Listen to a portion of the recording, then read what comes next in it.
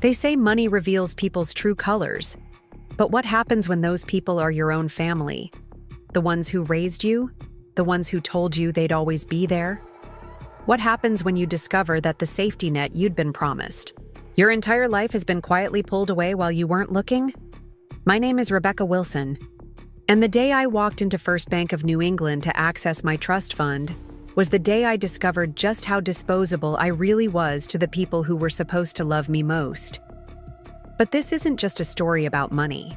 It's about betrayal, awakening, and the uncomfortable truth that sometimes the family we're born into isn't the family that deserves our loyalty. Before we jump back in, tell us where you're tuning in from, and if this story touches you, make sure you're subscribed, because tomorrow, I've saved something extra special for you. Growing up in Boston's Beacon Hill neighborhood, I never thought of my family as wealthy exactly. We were comfortable. Dad worked as a financial advisor, Mom sold luxury real estate, and our historic brownstone had been in the family for generations.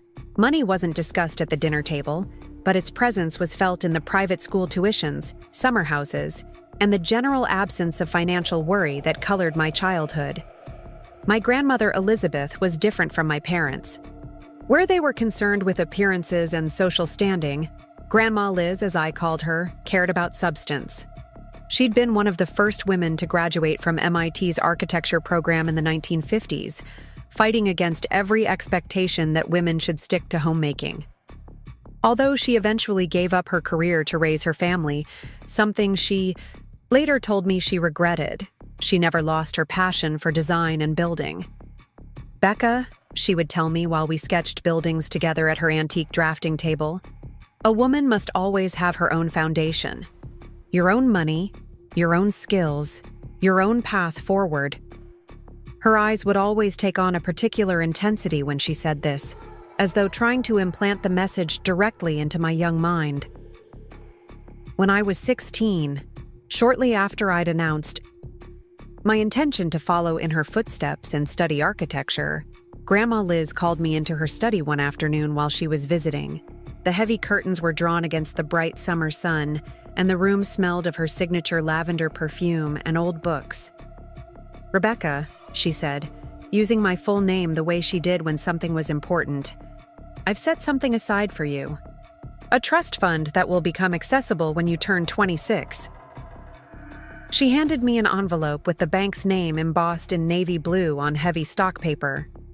"This is your foundation, for your education, for starting your practice, for building whatever life you choose." I remember being surprised, not by the gesture itself, but by the secretive way she presented it, as though it was something that needed to be kept between us. Later, I would understand why. "Your brother has one too," she continued, referring to my older brother Daniel. "Equal amounts. I believe in both of you equally." She squeezed my hand, her skin thin and papery against mine. "But this is yours, Rebecca. No one else's. It's your safety net, your launching pad. Promise me you'll use it wisely." I promised her, of course. At 16, $450,000 seemed like an impossibly large sum, more money than I could imagine needing. But Grandma Liz knew better. She understood the cost of higher education, of starting a business, of establishing yourself in a field still dominated by men. "Your parents don't entirely approve," she added, lowering her voice, though we were alone in the room. "They believe inheritance should be controlled by the family, not the individual. But I've arranged it so the trust is ironclad. When you're 26, it's yours to direct as you see fit." I didn't fully grasp the significance of what she was telling me then. The idea that my parents might interfere with something Grandma Liz had set up specifically for me seemed impossible. They were my parents. They wanted what was best for me. At least, that's what I believed. Grandma Liz passed away 2 years later, shortly after my 18th birthday. The loss hit me hard. She was the family member who most understood my passion for architecture, who encouraged my sketches and designs when my parents gently suggested more practical career paths. At her funeral, I wore the silver drafting compass pendant she'd given me, determined to carry forward her legacy and her belief in me. Fast forward 8 years. I was 26, in the second year of my master's program at MIT, following directly in Grandma Liz's footsteps. My tuition was covered by scholarships, but I'd been calculating exactly how I would use the trust fund once it became accessible. Part would go toward paying off my undergraduate loans. Another portion would be set aside for the initial costs of establishing my own firm focusing on sustainable urban housing. The rest would provide a safety buffer as I built my career. The day after my 26th birthday, I took the Red Line. Train from my small Cambridge apartment to downtown Boston. The First Bank of New England building stood imposingly among the financial district's high-rises, all glass and polished granite. I felt a flutter of excitement as I pushed through the revolving door. This was the moment Grandma Liz had planned for, the beginning of my professional independence. I was directed to the trust department on the 15th floor, where I was greeted by a receptionist who led me to a small conference room. "Someone will be with you shortly," she said with a practiced smile before closing the door. 20 minutes. Later, a middle-aged woman in a charcoal pantsuit entered. "Ms. Wilson, I'm Diane Forrester, Trust Administrator." Her handshake was firm, businesslike. "I understand you're here about the Elizabeth Wilson Trust?" "Yes," I confirmed, handing over my identification and the original paperwork Grandma Liz had given me all those years ago. "I've reached the age specified for access." Ms. Forrester examined my documents, her expression professionally neutral. Then she turned to her computer, typing efficiently. I watched as her brow furrowed slightly, then deepened into a frown. "Is something wrong?" I asked, the first hint of unease creeping into my stomach. She looked up, her expression now carefully composed. "Ms. Wilson, are you aware of the amendments made to this trust approximately 2 years ago?" "Amendments?" I repeated, the word feeling foreign on my tongue. "What amendments?" "The trust becomes accessible when I turn 26. That's what my grandmother established." Ms. Forrester cleared her throat. "According to our records, the Elizabeth Wilson Trust was amended 26 months ago. The primary beneficiary was changed from Rebecca Wilson to," she paused, glancing at her screen, "the future children of Daniel and Emily Wilson, with Thomas and Karen Wilson named as trustees until said children reached the age of 21. The room seemed to tilt around me. "That's not possible," I said, my voice sounding distant to my own ears. "My grandmother established this trust specifically for me. She told me so herself." "I understand this must be surprising, Ms. Forrester," replied, her tone sympathetic but firm. "The amendment was processed according to the terms of the original trust, which allowed for modifications under certain conditions." "What conditions?" I demanded, my heart pounding uncomfortably in my chest. "I'm not at liberty to discuss all the details without the presence of the current trustees, your parents," she explained. "But I can confirm that the funds have been legally redirected as I've described." I sat there, stunned into silence. Daniel and Emily's children? They weren't even born yet. Emily was only 5 months pregnant with twins, and my parents as trustees. Everything about this felt wrong, completely contrary to what Grandma Liz had intended. "There must be a mistake," I insisted, though the certainty in Ms. Forrester's expression told me there wasn't. "My grandmother wanted this money to support my education and career." She was very clear about that. Ms. Forrester's expression softened slightly. "These situations can be complicated. Family financial matters often are. Would you like me to schedule a meeting with you and your parents to discuss this further?" "No," I said quickly, instinctively. "Not yet. I need to process this first." The thought of confronting my parents with Ms. Forrester as a mediator felt overwhelming. I needed to understand what had happened before I faced them.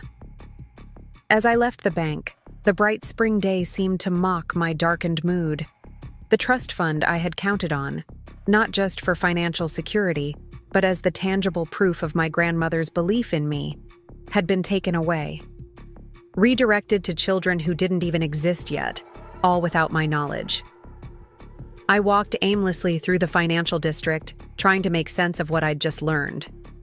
Had I misunderstood Grandma Liz's intentions? No, that was impossible. She had been explicit about her wishes. Had there been some legal loophole my parents had exploited? And why? Daniel's tech startup was already attracting serious venture capital attention.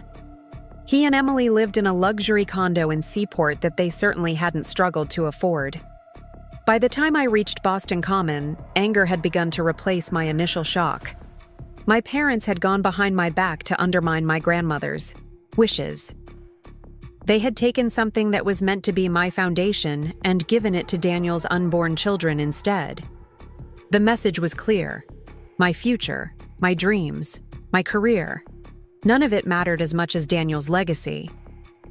Preparing and narrating this story took us a lot of time, so if you are enjoying it, subscribe to our channel. It means a lot to us. Now back to the story. I pulled out my phone and opened my recent calls. My finger hovered over my mother's name before shifting to a different contact altogether. Aunt Patty. Patricia Reynolds, my mother's younger sister, had always been considered the family rebel. She'd never married, had built a successful career as an accountant, and had little patience for what she called the Wilson family theatrics. She and my mother maintained a strained relationship at best, but she'd always had a soft spot for me. More importantly, she wasn't beholden to my parents' approval the way everyone else in our social circle seemed to be. Becca? Her voice was warm when she answered. This is a nice surprise. How's the architect in training? Aunt Patty, I said, my voice cracking slightly. Something's happened. Can I come see you? Today, if possible? There was a brief pause. Of course, honey. You know my door's always open. Is everything okay? No, I admitted, the simple truth bringing fresh tears to my eyes. No, it's really not. I'll tell you everything when I get there. Thank you. An hour later, I was on the commuter rail heading north to Salem, where Aunt Patty had retired to a quaint colonial cottage 3 years earlier. The rhythmic movement of the train had a calming effect, giving me time to organize my thoughts and tamp down the raw emotions threatening to overwhelm me. Salem was quiet on a Tuesday afternoon, the tourist crowds of the weekend nowhere to be seen. I walked the 6 blocks from the station to Aunt Patty's house, the familiar route grounding me somewhat. Her cottage stood apart from its neighbors, painted a defiant periwinkle blue among a street of traditional whites and grays. Patty in a nutshell.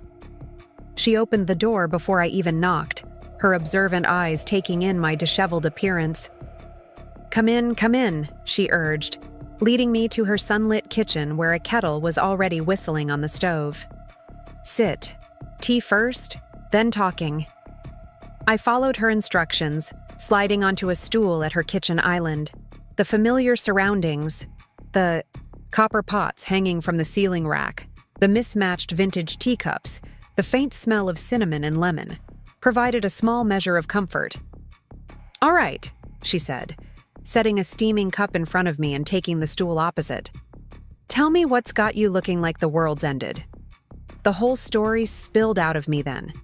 Grandma Liz's promise, the trust fund, my plans for it, and the devastating discovery at the bank. Aunt Patty listened without interrupting, her expression growing increasingly troubled. Those manipulative, controlling... She cut herself off, taking a deep breath. I'm not surprised, Becca. Disappointed, yes. Outraged on your behalf, absolutely.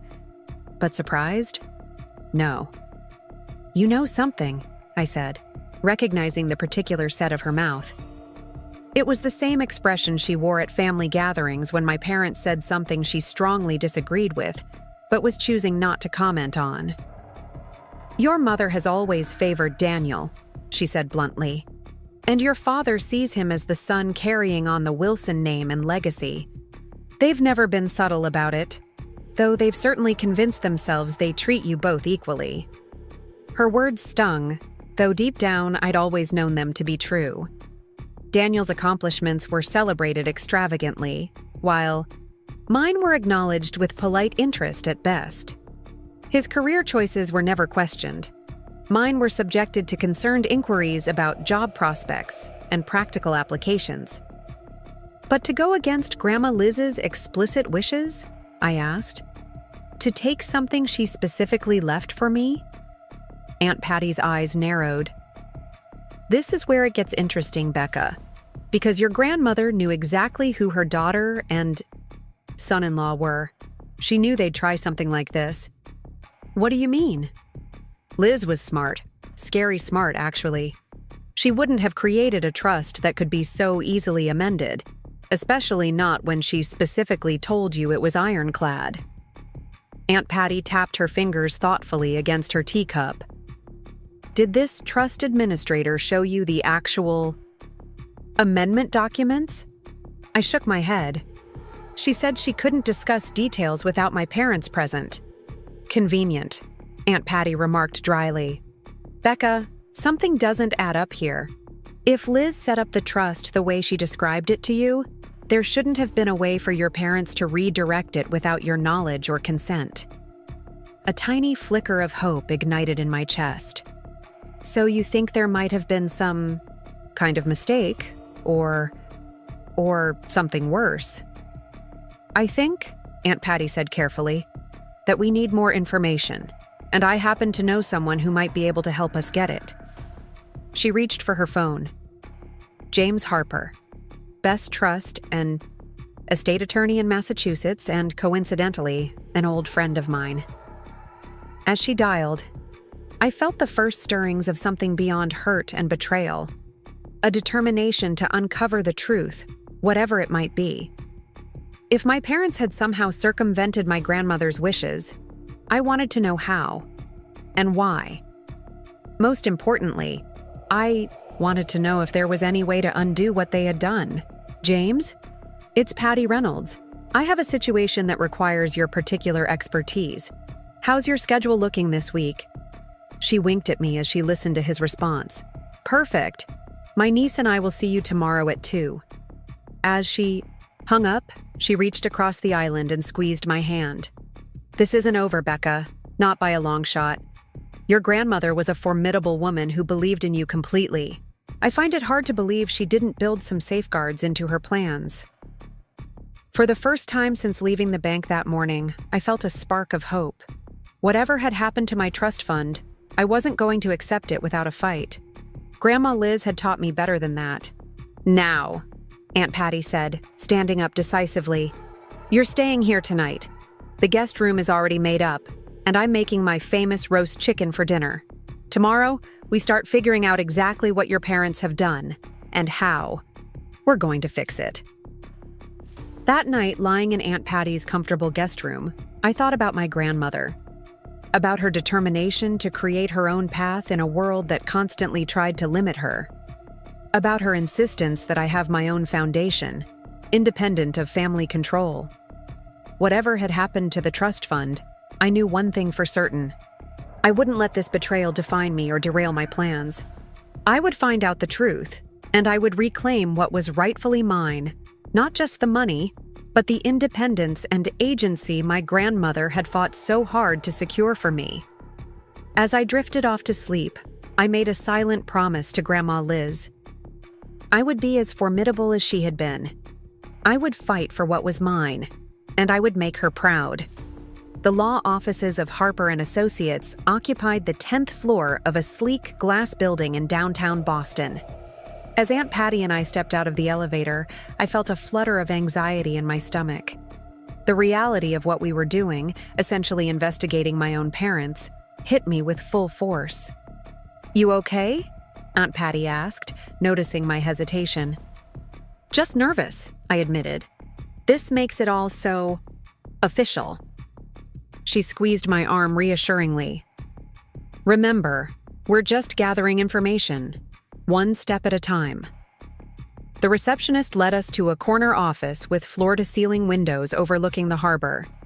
James Harper rose from behind his desk as we entered. A tall man in his early 60s with salt and pepper hair and keen eyes behind stylish frames. He greeted Aunt Patty with the easy familiarity of old friends before turning his attention to me. "Rebecca Wilson," he said, shaking my hand firmly. "Patty's told me a bit about your situation. I'm sorry you're facing this difficulty." His direct acknowledgement of my predicament was oddly comforting. There was no awkward dancing around the issue. No false reassurances that everything would certainly work out. Just a straightforward recognition that something unfair had happened. We settled into comfortable leather chairs as Mr. Harper reviewed the documents I'd brought.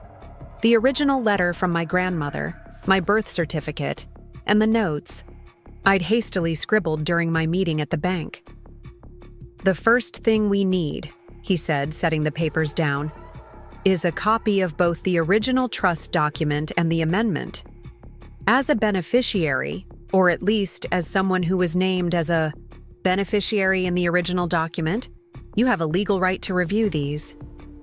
The trust administrator seemed reluctant to share details without my parents present, I said. Mr. Harper's smile didn't reach his eyes. "Banks can be overly cautious, but the law is clear on this matter. I'll send a formal request today. They should respond within a week." A week? I couldn't hide my disappointment. Every day of uncertainty felt unbearable. "Legal wheels turn slowly, I'm afraid," he replied. "But we can use this time productively. Tell me everything you remember about the trust, when it was established. Any specific conditions your grandmother mentioned, conversations you had about it." For the next hour, I recalled every detail I could remember about the trust fund and my grandmother's intentions. Mr. Harper listened attentively, occasionally interrupting with clarifying questions. "One thing stands out to me," he said when I'd finished. "You mentioned your grandmother specifically told you the trust was ironclad. That's not language a layperson typically uses unless they've been advised about potential vulnerabilities." "What do you mean?" Aunt Patty asked. "I mean that Elizabeth Wilson likely anticipated attempts to modify the trust and took specific measures to prevent them." He leaned forward. "Which makes the reported amendment all the more suspicious." My heart quickened. "So you think something's not right about the amendment?" "I wouldn't want to speculate until I've seen the documents," he cautioned. "But based on what you've shared, I find it difficult to believe your grandmother would have created a trust that could be so easily redirected against her explicit wishes." He turned to his computer, typing briefly. "I'm sending that document request now. In the meantime, I suggest we do a bit of detective work." He looked at me thoughtfully. "Do you know who helped your grandmother establish the trust originally? Which attorney or firm?" I shook my head. She never mentioned that. "Your parents might know," Aunt Patty suggested, then caught herself. "Though I'm guessing you're not ready to confront them directly yet." "Definitely not," I confirmed. The thought of facing my parents with half-formed accusations made my stomach churn. I needed solid information first. "What about your grandmother's personal papers?" Mr. Harper asked. "Did she leave behind any files, correspondence, or records that might mention the trust or her attorney?" My mind immediately went to my grandmother's study in her old house, my parents' house now. After her death, most of her belongings had been packed away, but her study had remained largely intact, transformed into a rarely used home office. There might be something at my parents' house, I admitted reluctantly, in her old study. "Could you access it without arousing suspicion?" Mr. Harper asked. I considered this. My parents regularly hosted dinner for the extended family on Sunday evenings. I'd been avoiding these gatherings since my discovery at the bank 3 days ago, claiming deadlines for a project, but I could make an appearance this weekend. It wouldn't be unusual for me to spend some time in the study. I often retreated there when family gatherings became overwhelming. "I think so," I said finally. "This Sunday." "Excellent." Mr. Harper nodded approvingly. Look for correspondence with attorneys, financial advisors, or the bank. Any documentation related to the trust would be valuable. But Rebecca, his expression grew serious. Be careful. If your parents have indeed manipulated this trust against your grandmother's wishes, they might not react well to discovery. The warning sent a chill through me. I was still struggling to reconcile the loving parents I thought I knew with people who would deliberately undermine my future. I will, I promised. As we were preparing to leave, Mr. Harper handed me his business card. Call me anytime. And Rebecca? He paused, his expression softening slightly. Whatever we discover, remember that seeking the truth is not an act of disloyalty. You have every right to understand what's happened to your inheritance. His words stayed with me as Aunt Patty and I left the building. Seeking the truth is not an act of disloyalty. But it felt like disloyalty, like a betrayal of the family unity that had been drilled into me since childhood. The Wilson family presents a united front to the world. That was practically our unofficial motto. You're quiet, Aunt Patty observed, as we walked toward the tea station. Just thinking about Sunday, I said. About going through Grandma's things behind my parents' backs. Aunt Patty stopped walking, turning to face me directly. Becca, listen to me. You're not doing anything wrong by investigating this. If your parents have nothing to hide, then they have nothing to fear from you looking into the trust. And if they do have something to hide, she took a deep breath. Then that's on them, not you. Her logic was sound, yet the emotional reality was more complicated. These were my parents, the people who had raised me, supported me, loved me. Or, so I had always believed. Discovering they had deliberately undermined my future would change everything. I know, I said finally. I'm just not sure I'm ready for what I might find. Nobody ever is, Aunt Patty said gently. But you're stronger than you think, Becca. Your grandmother knew that. It's why she trusted you with her legacy in the first place. Sunday arrived more quickly than I would have liked. I spent the intervening days oscillating between determined investigation and anxious second-guessing. What if I was making a terrible mistake? What if there was a perfectly reasonable explanation for the changes to the trust? What if I was jeopardizing my relationship with my family over a misunderstanding? But then I would remember Ms. Forrester's words at the bank. The primary beneficiary was changed from Rebecca Wilson to the future children of Daniel and Emily Wilson. There was no misunderstanding there, only a deliberate redirection of my inheritance. I arrived at my parents' house at precisely 5:30, timing my entrance to coincide with the usual pre-dinner chaos. My mother, Karen, was in the kitchen directing the caterers she always hired for these gatherings, while my father, Thomas, was tending to his beloved bar cart in the dining room, preparing the evening's signature cocktail. "Rebecca!" my mother exclaimed when she spotted me, her surprise barely concealed. "I didn't think you were coming. You said you had that project deadline." "I managed to get ahead of schedule," I lied, accepting her perfunctory kiss on the cheek. "Thought I'd surprise everyone." "Well, this is wonderful. Daniel and Emily are already here. They have some exciting news about the twins." She lowered her voice conspiratorially. "They've decided on names. Your father is absolutely thrilled." I forced a smile, ignoring the familiar sting of being an afterthought in my parents' affections. "Great. I'm just going to freshen up before everyone else arrives." Instead of heading upstairs to the bathroom as my mother assumed, I made my way to my grandmother's study at the back of the house. The room felt like a time capsule, largely unchanged since her death. The mahogany desk still dominated the space, flanked by floor-to-ceiling bookshelves filled with architectural volumes and family photographs. I closed the door softly behind me and took a moment to center myself. What was I looking for exactly? "Any documentation related to the trust," Mr. Harper had said. I started with the desk drawers, carefully sifting through papers and folders. conscious of keeping everything exactly as I found it.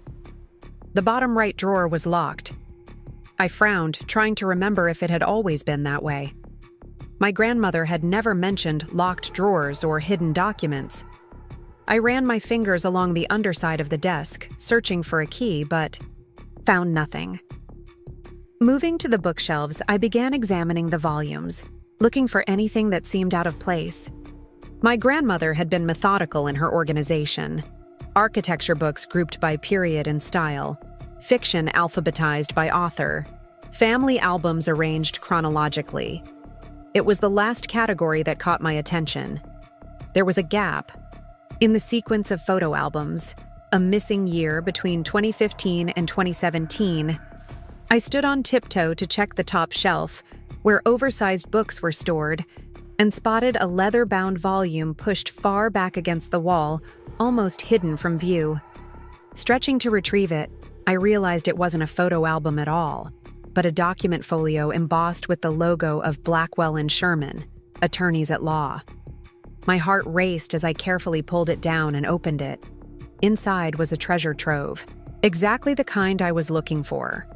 A copy of the original trust document, correspondence between my grandmother and her attorneys, and handwritten notes detailing her specific wishes for the trust. I quickly photographed every page with my phone, conscious that someone might come looking for me at any moment.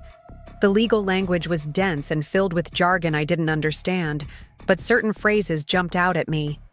Irrevocable trust, sole beneficiary Rebecca Elizabeth Wilson, and most intriguingly, requiring notarized consent of beneficiary for any amendment. That last line made me pause. Requiring my consent? I had never been asked to consent to any changes, let alone sign notarized documents. This seemed to confirm Mr. Harper's suspicion that something wasn't right about the amendment. As I was returning the folio to its hiding place, a small envelope fell from between its pages. Inside was a handwritten note in my grandmother's distinctive script, dated just 1 month before her death. "My dearest Rebecca," it began. "If you're reading this, you've discovered that not all is as it should be with your inheritance.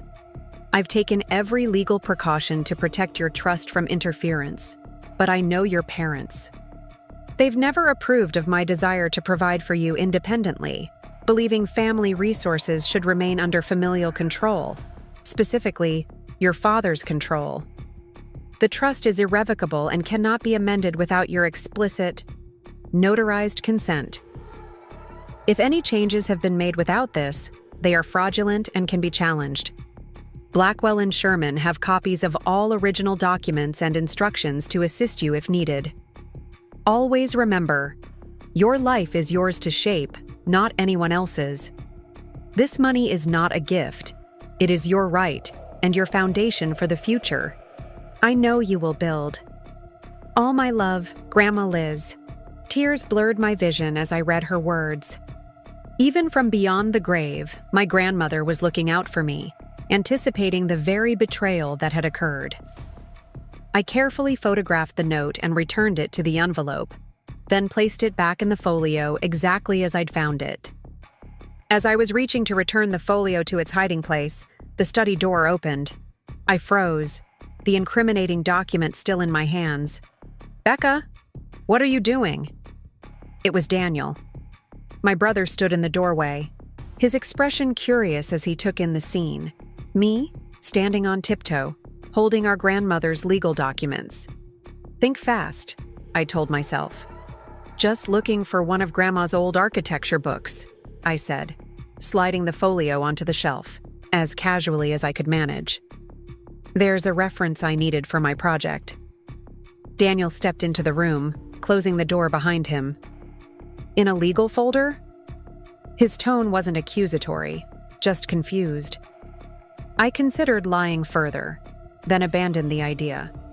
Daniel and I had never been close, but we'd never been enemies either. We were simply orbiting different planets in the family. Solar system, his brightly illuminated by our parents' attention, mine existing in the shadows. "I found out something disturbing," I said, deciding to test the waters. About Grandma's trust fund for me. A flicker of recognition crossed his face. The money for your education and practice? So he knew about it. That wasn't necessarily incriminating. Grandma might have told him about both our trusts. It's been redirected, I said, watching his reaction carefully. To your future children. Did you know about that? His surprise seemed genuine. What? No, that's not... He stopped abruptly, his expression shifting. Wait, redirected how? When? About 2 years ago, apparently. The bank says Mom and Dad amended the trust, making your unborn children the beneficiaries instead of me. They're listed as trustees until the children turn 21. Daniel ran a hand through his hair, a gesture of agitation he'd had since childhood. Becca? I swear I didn't know about this. Emily and I have our own savings for the twins. We don't need your trust fund. I studied my brother's face, trying to determine if he was telling the truth. Daniel had always been our parents' golden child, but he'd never been deliberately cruel to me. Dismissive sometimes, self-absorbed often, but not cruel. Would you have accepted it? I asked. If Mom and Dad told you they were giving you my trust fund for your children? He had the grace to look uncomfortable. I don't know. I'd like to think I would have questioned it at least. He glanced at the shelf where I'd returned the folio. What were you really looking for in here? I hesitated, then decided to trust my instinct. Evidence. Grandma's original trust documents. Something to prove that what Mom and Dad did wasn't what she wanted.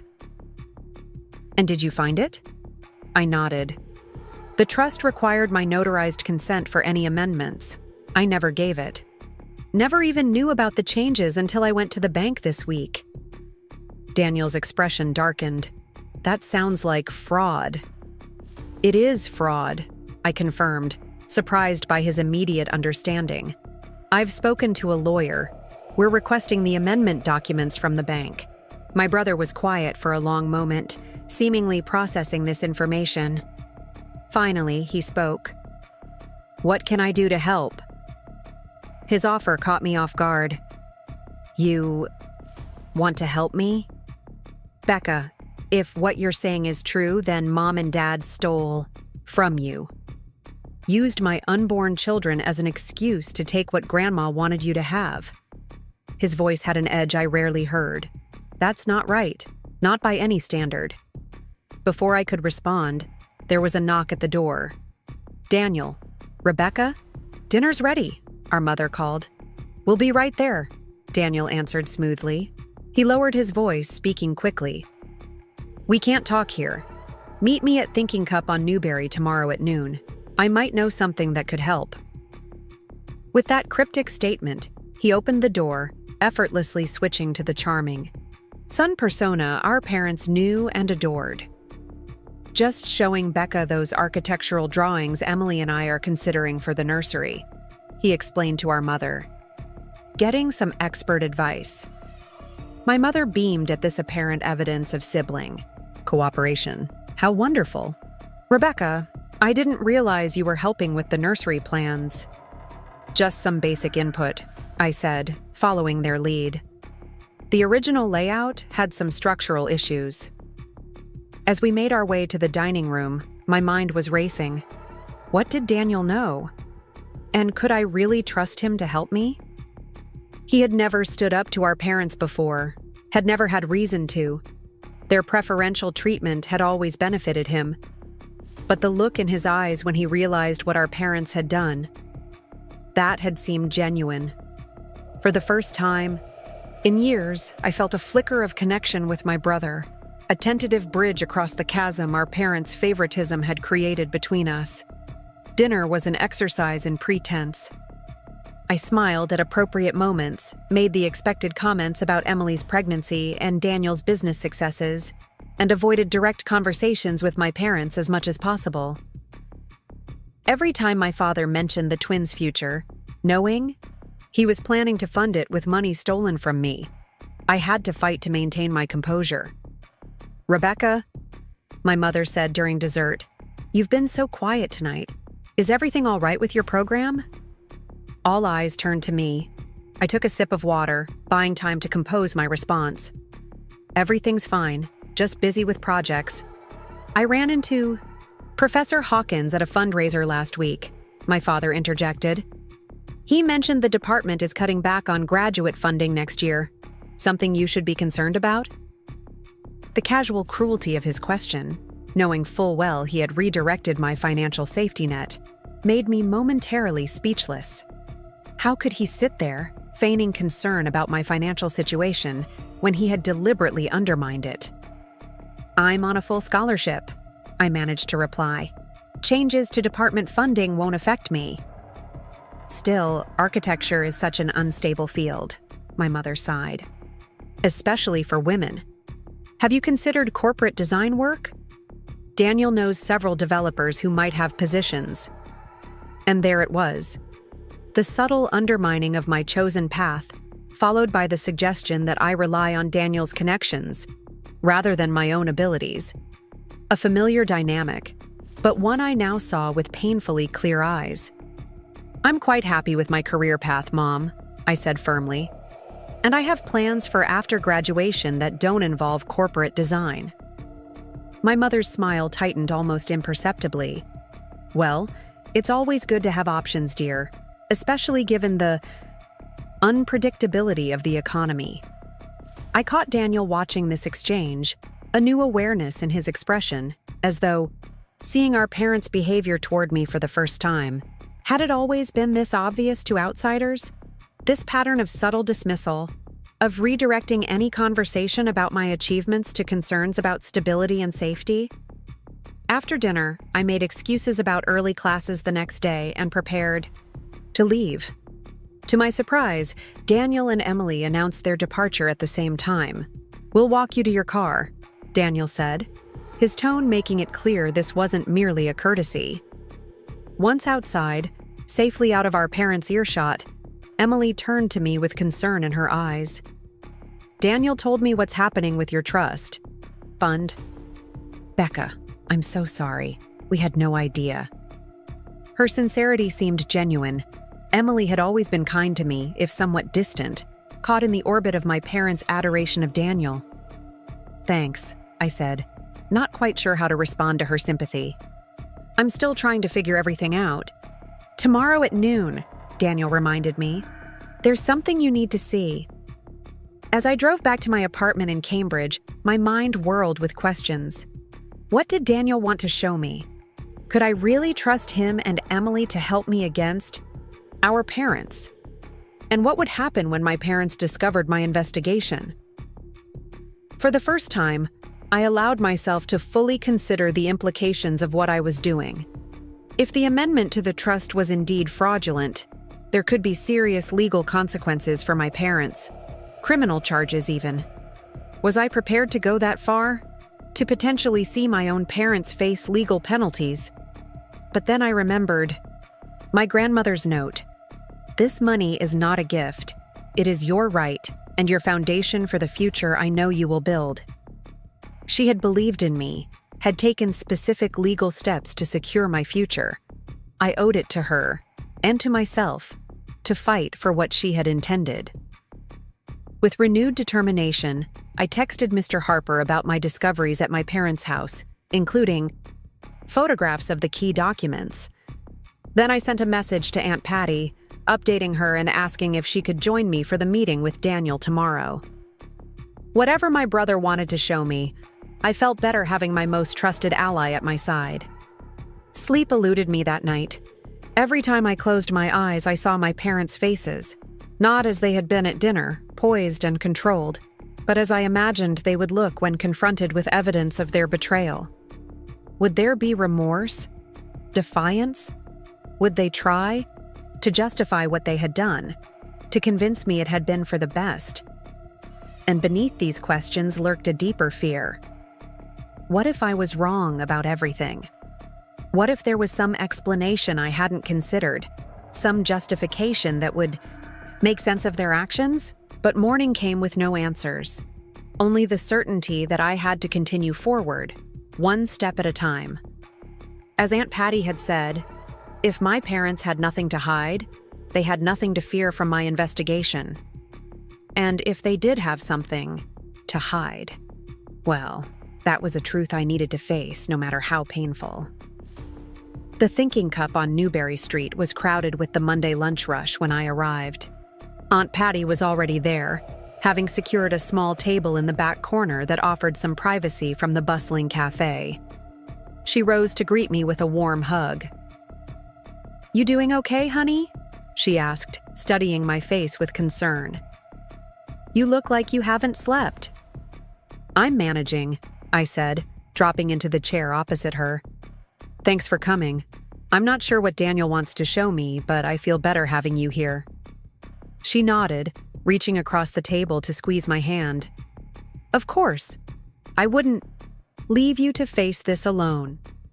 A few minutes later, Daniel appeared, navigating through the crowded cafe with the confident ease that had always characterized his movements through the world. He was alone, Emily nowhere in sight. "Aunt Patty," he said, seeming unsurprised by her presence, "thanks for supporting Becca through this. She's lucky to have you." It was such an un-Daniel-like statement, acknowledging someone else's support system, recognizing that I might need one, that I stared at him in surprise. He caught my expression and shrugged self-consciously. "Impending fatherhood changes your perspective," he said, sliding into the third chair at our table. "Makes you think about what kind of example you're setting." "Are we witnessing the reformation of Daniel Wilson?" Aunt Patty asked dryly, though her eyes held a hint of approval. He smiled ruefully. "Let's just say I'm trying to be better. Starting with this." He pulled a folder from his messenger bag and placed it on the table between us. "I think you need to see these." I opened the folder to find what appeared to be email correspondence, printed out and organized chronologically. The exchanges were between our father and someone named Gregory Landau at Patterson Financial Management. "What am I looking at?" I asked, scanning the first page. "Dad's financial advisor," Daniel explained. "The one who handles all the family investments. I was copied on these emails because..." He hesitated. "Because I'm listed as the successor on Dad's financial accounts, in case something happens to him." Of course he was. I pushed down the familiar sting of exclusion and focused on the documents. "About a year and a half ago, Dad's tech investments took a serious hit," Daniel continued. "Companies he'd backed heavily failed unexpectedly. He lost a lot of money, millions, and was in danger of defaulting on some significant loans." I looked up at him, confused.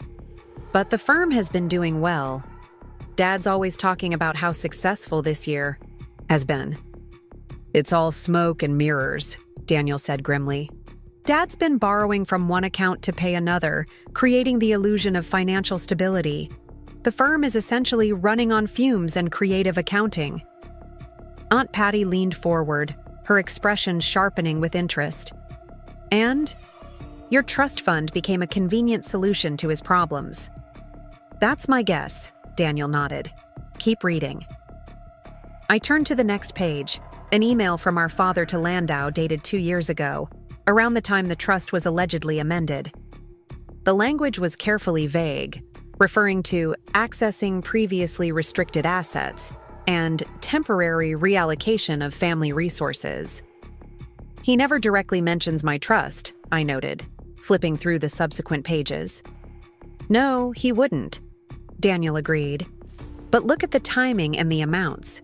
The asset reallocation he mentions is exactly the value of your trust fund, and it happens right when the bank says the amendment was processed." I continued reading, my stomach sinking. As the evidence mounted, the emails detailed a financial shell game, moving money between accounts, leveraging assets, and consistently maintaining the appearance of prosperity, while the underlying reality was increasingly dire. "Dad's been living beyond his means for years," Daniel said, his voice flat. "The market downturn just exposed how precarious it all was. He needed cash, quickly and without raising red flags with his investors or clients." And my trust fund was sitting there, untouchable unless... I trailed off as the full picture became clear. Unless he could change the beneficiary, Aunt TC Patty finished for me, to someone who wouldn't access the money for years, your brother's unborn children. But how did he do it without my consent? I asked, remembering my grandmother's explicit instructions. The trust required my notarized signature for any changes. Daniel and Aunt Patty exchanged a look that sent a chill down my spine. What? I demanded. When was the last time you signed anything for Dad? Daniel asked. Tax documents, family business paperwork, anything? I thought back, trying to remember. Last year, there was some paperwork for Grandma's estate. Dad said, it was just formalities, signature requirements for the probate court. Did you read everything you signed? Daniel pressed. My silence was answer enough. I hadn't. I'd trusted my father, signing where he indicated without examining the documents closely. That's how he got your signature, Aunt Patty said softly. Hidden among other paperwork, knowing you wouldn't read the fine print. But notarized, I shook my head. That would require... His executive assistant is a notary, Daniel interrupted. She's completely loyal to him, has been for 20 years. The betrayal was so elaborate, so calculated that I felt physically ill. My own father had deliberately tricked me, had used my trust against me, had stolen my future to cover his financial mismanagement. Why are you showing me this?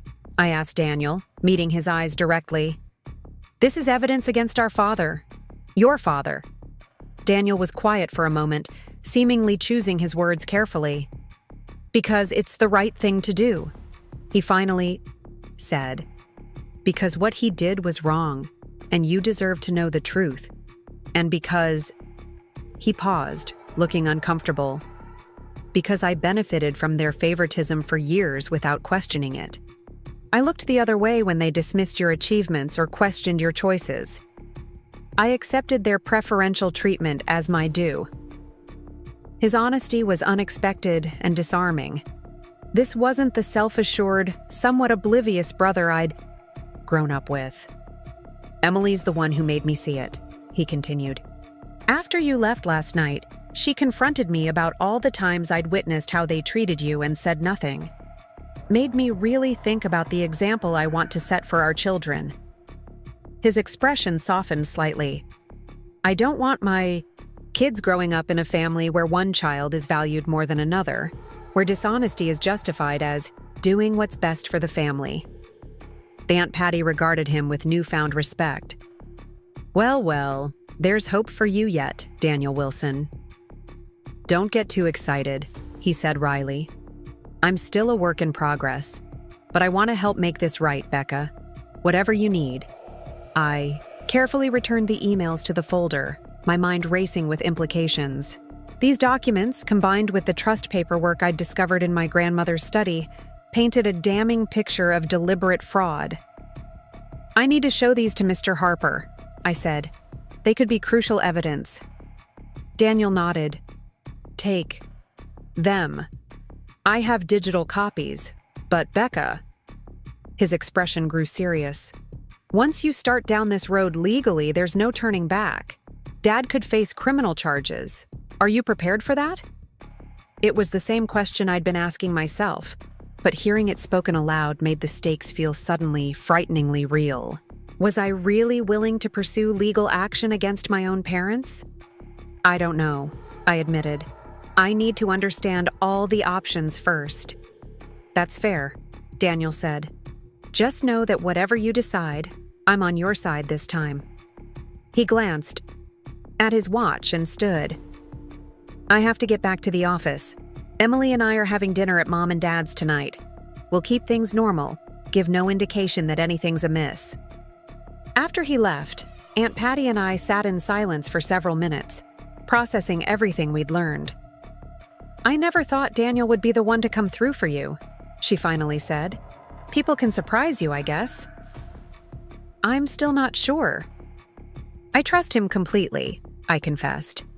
It's a big change from a lifetime of going along with whatever Mom and Dad wanted. Trust, but verify, Aunt Patty advised. His information seems solid, but we'll let James confirm it independently. Speaking of which, she checked her phone. He's texted. The bank responded to his document request. He has copies of both the original trust and the amendment. We have a meeting at 3. 2 hours later, we were back in Mr. Harper's office, presenting him with the email evidence Daniel had provided. He reviewed it carefully, his expression growing increasingly grave. "This corroborates what we've found in the trust documents," he said, gesturing to a stack of papers on his desk. "The amendment is problematic on several levels." He spread out the papers, pointing to specific sections. "The original trust was indeed set up as an irrevocable trust with you as the sole beneficiary. Your grandmother included very specific language requiring your notarized consent for any substantial changes, particularly regarding beneficiary designation." "And the amendment?" I asked. "Purports to have your consent," he said, turning to a document bearing what appeared to be my signature. "But there are inconsistencies. The notarization is procedurally correct, but the timing doesn't align with the other documentation.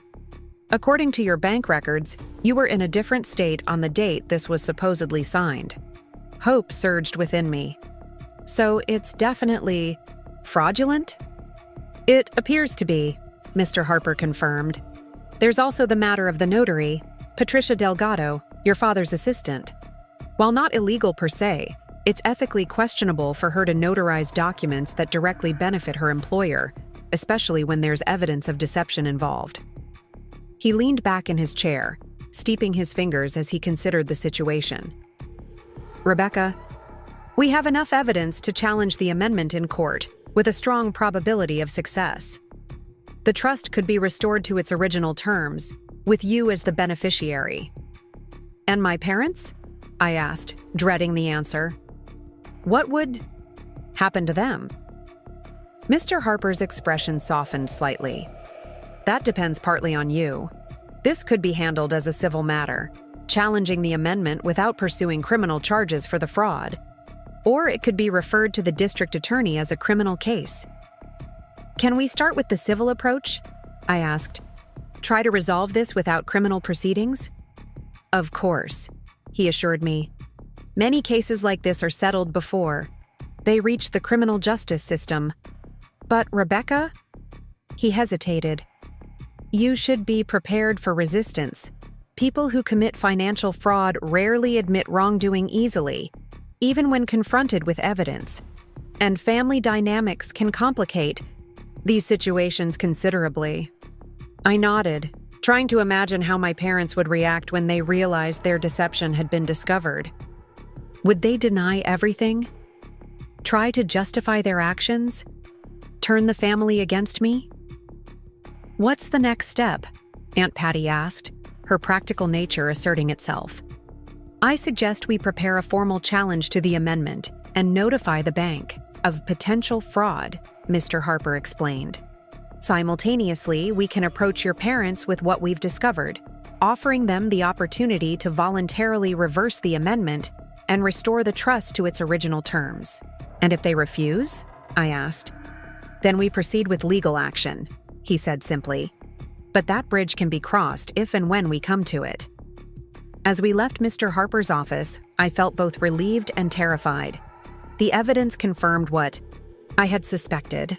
My parents had deliberately deceived me, had stolen my inheritance through fraud and manipulation, but confronting them with this knowledge would permanently alter our relationship, would shatter whatever remained of our family's facade of unity. "You're quiet," Aunt Patty observed as we walked to her car.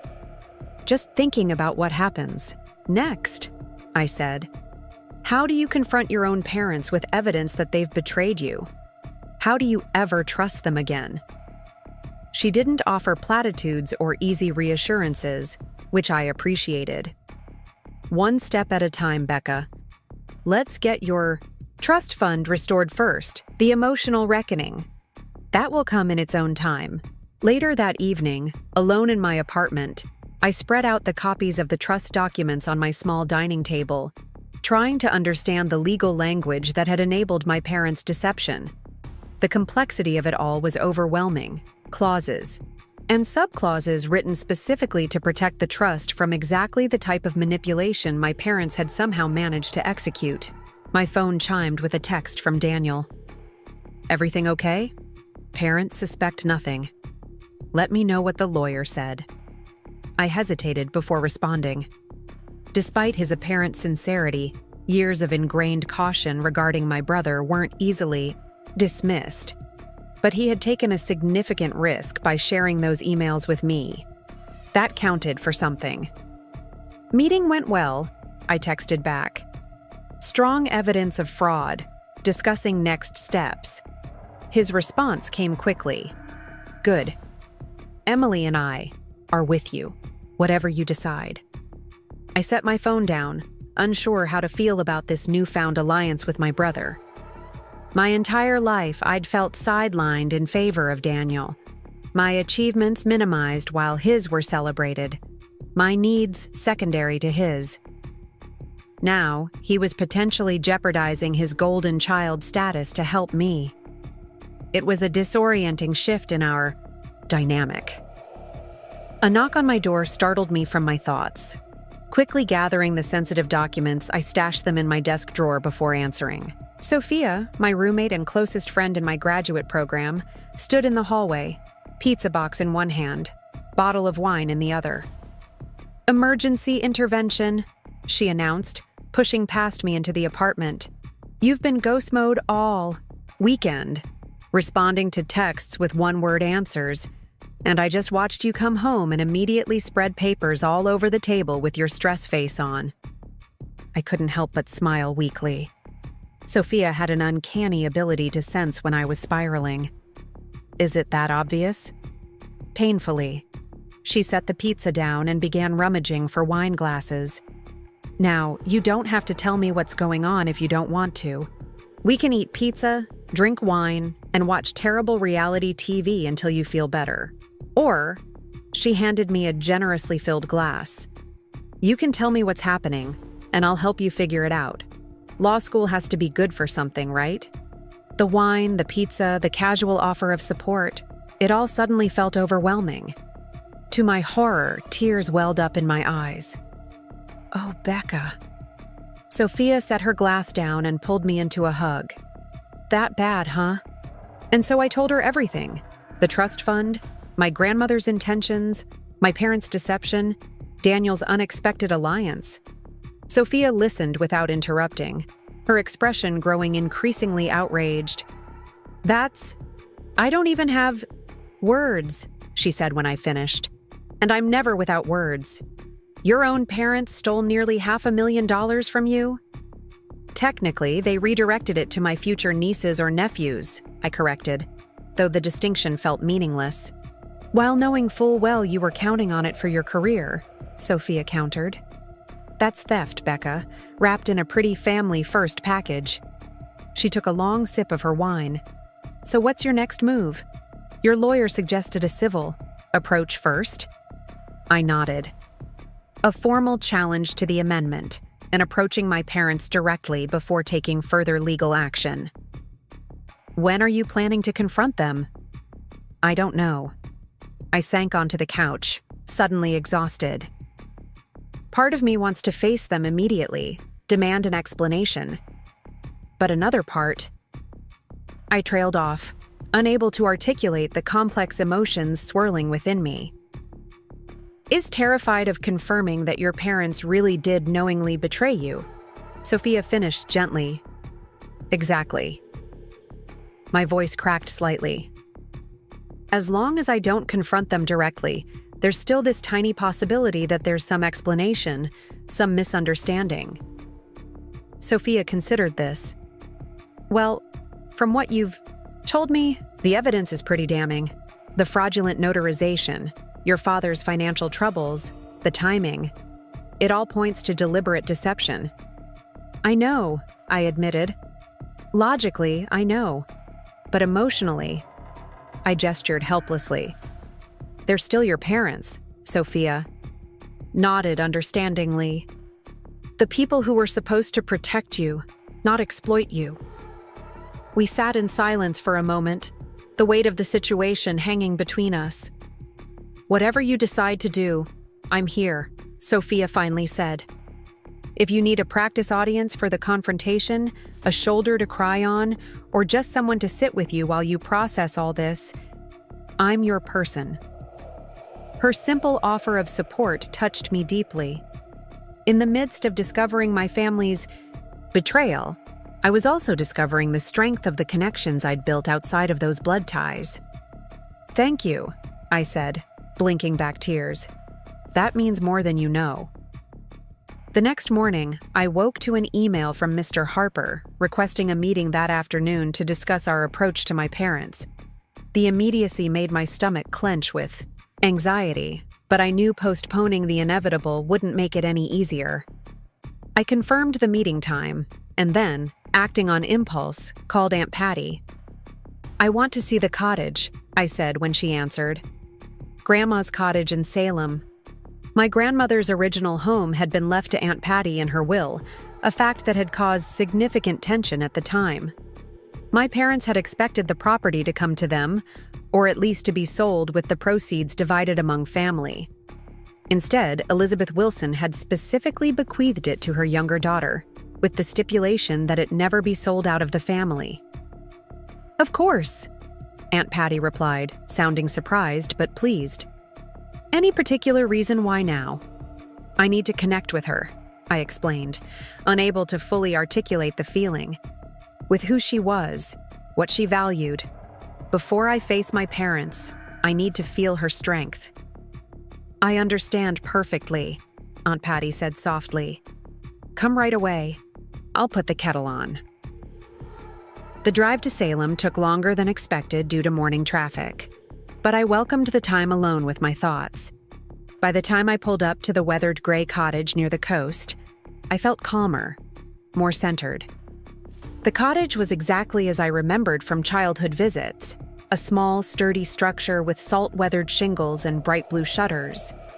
A garden of hardy coastal plants surrounded the property, carefully maintained but allowed to grow, with natural wildness. Aunt Patty met me at the door, her expression warm. Perfect timing. Tea's just ready. I followed her through the familiar rooms, noticing how she'd preserved much of my grandmother's aesthetic while adding her own touches. Family photographs lined the hallway, including several of me at various ages, prominently displayed. This was her sanctuary, Aunt Patty explained, leading me to the sunroom that overlooked the garden and, beyond it, glimpses of the Atlantic, where she could be herself without pretense or performance. My grandmother had purchased the cottage after my grandfather's death, a declaration of independence that had scandalized some family members. Why would a widow need her own separate home? The Wilson family estate was more than large enough. But Elizabeth Wilson had been adamant. She needed, a space that was entirely her own. She came here to work on her designs, Aunt Patty continued, gesturing to the drafting table that still stood in the corner of the sunroom. Even long after she'd officially retired, she kept creating. Did you know she contributed to the restoration designs for several historical buildings in Salem? All pro bono, all anonymous. I shook my head, absorbing this new information about the grandmother I'd loved, but perhaps never fully known. Your mother never understood Liz, Aunt Patty said, setting a steaming mug of tea before me. Karen wanted the prestige of the Wilson name, the social standing, the appearance of old money and good breeding. She couldn't comprehend why Liz would choose independence over those things. And my father? I asked, curious about Aunt Patty's perspective. Thomas Wilson has always cared about one thing above all others: control, she said frankly. Financial control, social control, family control. Your grandmother threatened that by establishing independent resources for you. The assessment aligned perfectly with what I'd discovered. My father had redirected my trust fund not just because he needed the money, but because he needed to maintain control over the family's resources. and by extension, over me. "There's something else I wanted to show you," Aunt Patty said, rising from her chair. She disappeared briefly into another room, returning with a worn leather portfolio. "Liz left this for you. I was supposed to give it to you when you completed your master's degree, but, well, given the circumstances, I think she'd want you to have it now." I accepted the portfolio with trembling hands. Inside were architectural drawings, detailed, elegant designs for a small urban building. Her final project, Aunt Patty explained, a women's professional center in Boston, affordable office spaces for female entrepreneurs, a childcare facility, meeting rooms, exhibition areas for artists. She worked on it for years, refining, perfecting. I leafed through the drawings, recognizing my grandmother's distinctive style. Practical yet innovative traditional elements blended with forward-thinking sustainable features. She left money for it, Aunt Patty continued. A separate account, designated specifically for purchasing land and beginning construction. Not enough to complete the project, but enough to start. She hoped you might want to be involved, perhaps even make it your first major project after graduation. Tears blurred my vision as I studied the meticulous plans. This was my grandmother's true legacy. Not just money in a trust fund, but a vision, a purpose, a continuation of her work through mine. "The funds are completely separate from the trust. Your parents accessed," Aunt Patty assured me.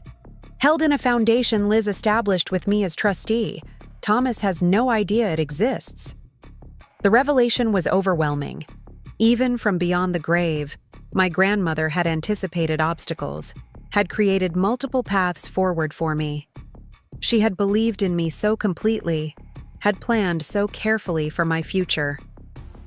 "Thank you," I whispered, carefully returning the drawings to the portfolio. "For keeping this safe, for sharing it now." Aunt Patty squeezed my hand. "Liz saw so much of herself in you, Becca. Your creativity, your determination, your quiet strength. She knew you'd face challenges, some of the same ones she faced as a woman in architecture. She wanted to give you every advantage she could." I left Salem with the portfolio of drawings and a newfound resolve. My confrontation with my parents wasn't just about money now. It was about honoring my grandmother's vision, about claiming the legacy she had intentionally created for me. I arrived at Mr. Harper's office feeling more grounded than I had in days. The attorney greeted me with his usual professionalism, though I detected a hint of concern in his expression. "How are you holding up?" he asked as we settled into his office. "Better, actually," I replied. "I visited my grandmother's cottage in Salem today. It helped clarify some things for me." He nodded approvingly. "Good. Perspective is important in situations like this." He opened a file on his desk. "I've prepared 2 documents for your review. The first is our formal challenge to the trust amendment, which we'll file with the court. The second is a letter to your parents, outlining what we've discovered and proposing a meeting to discuss resolution options." I reviewed both documents carefully.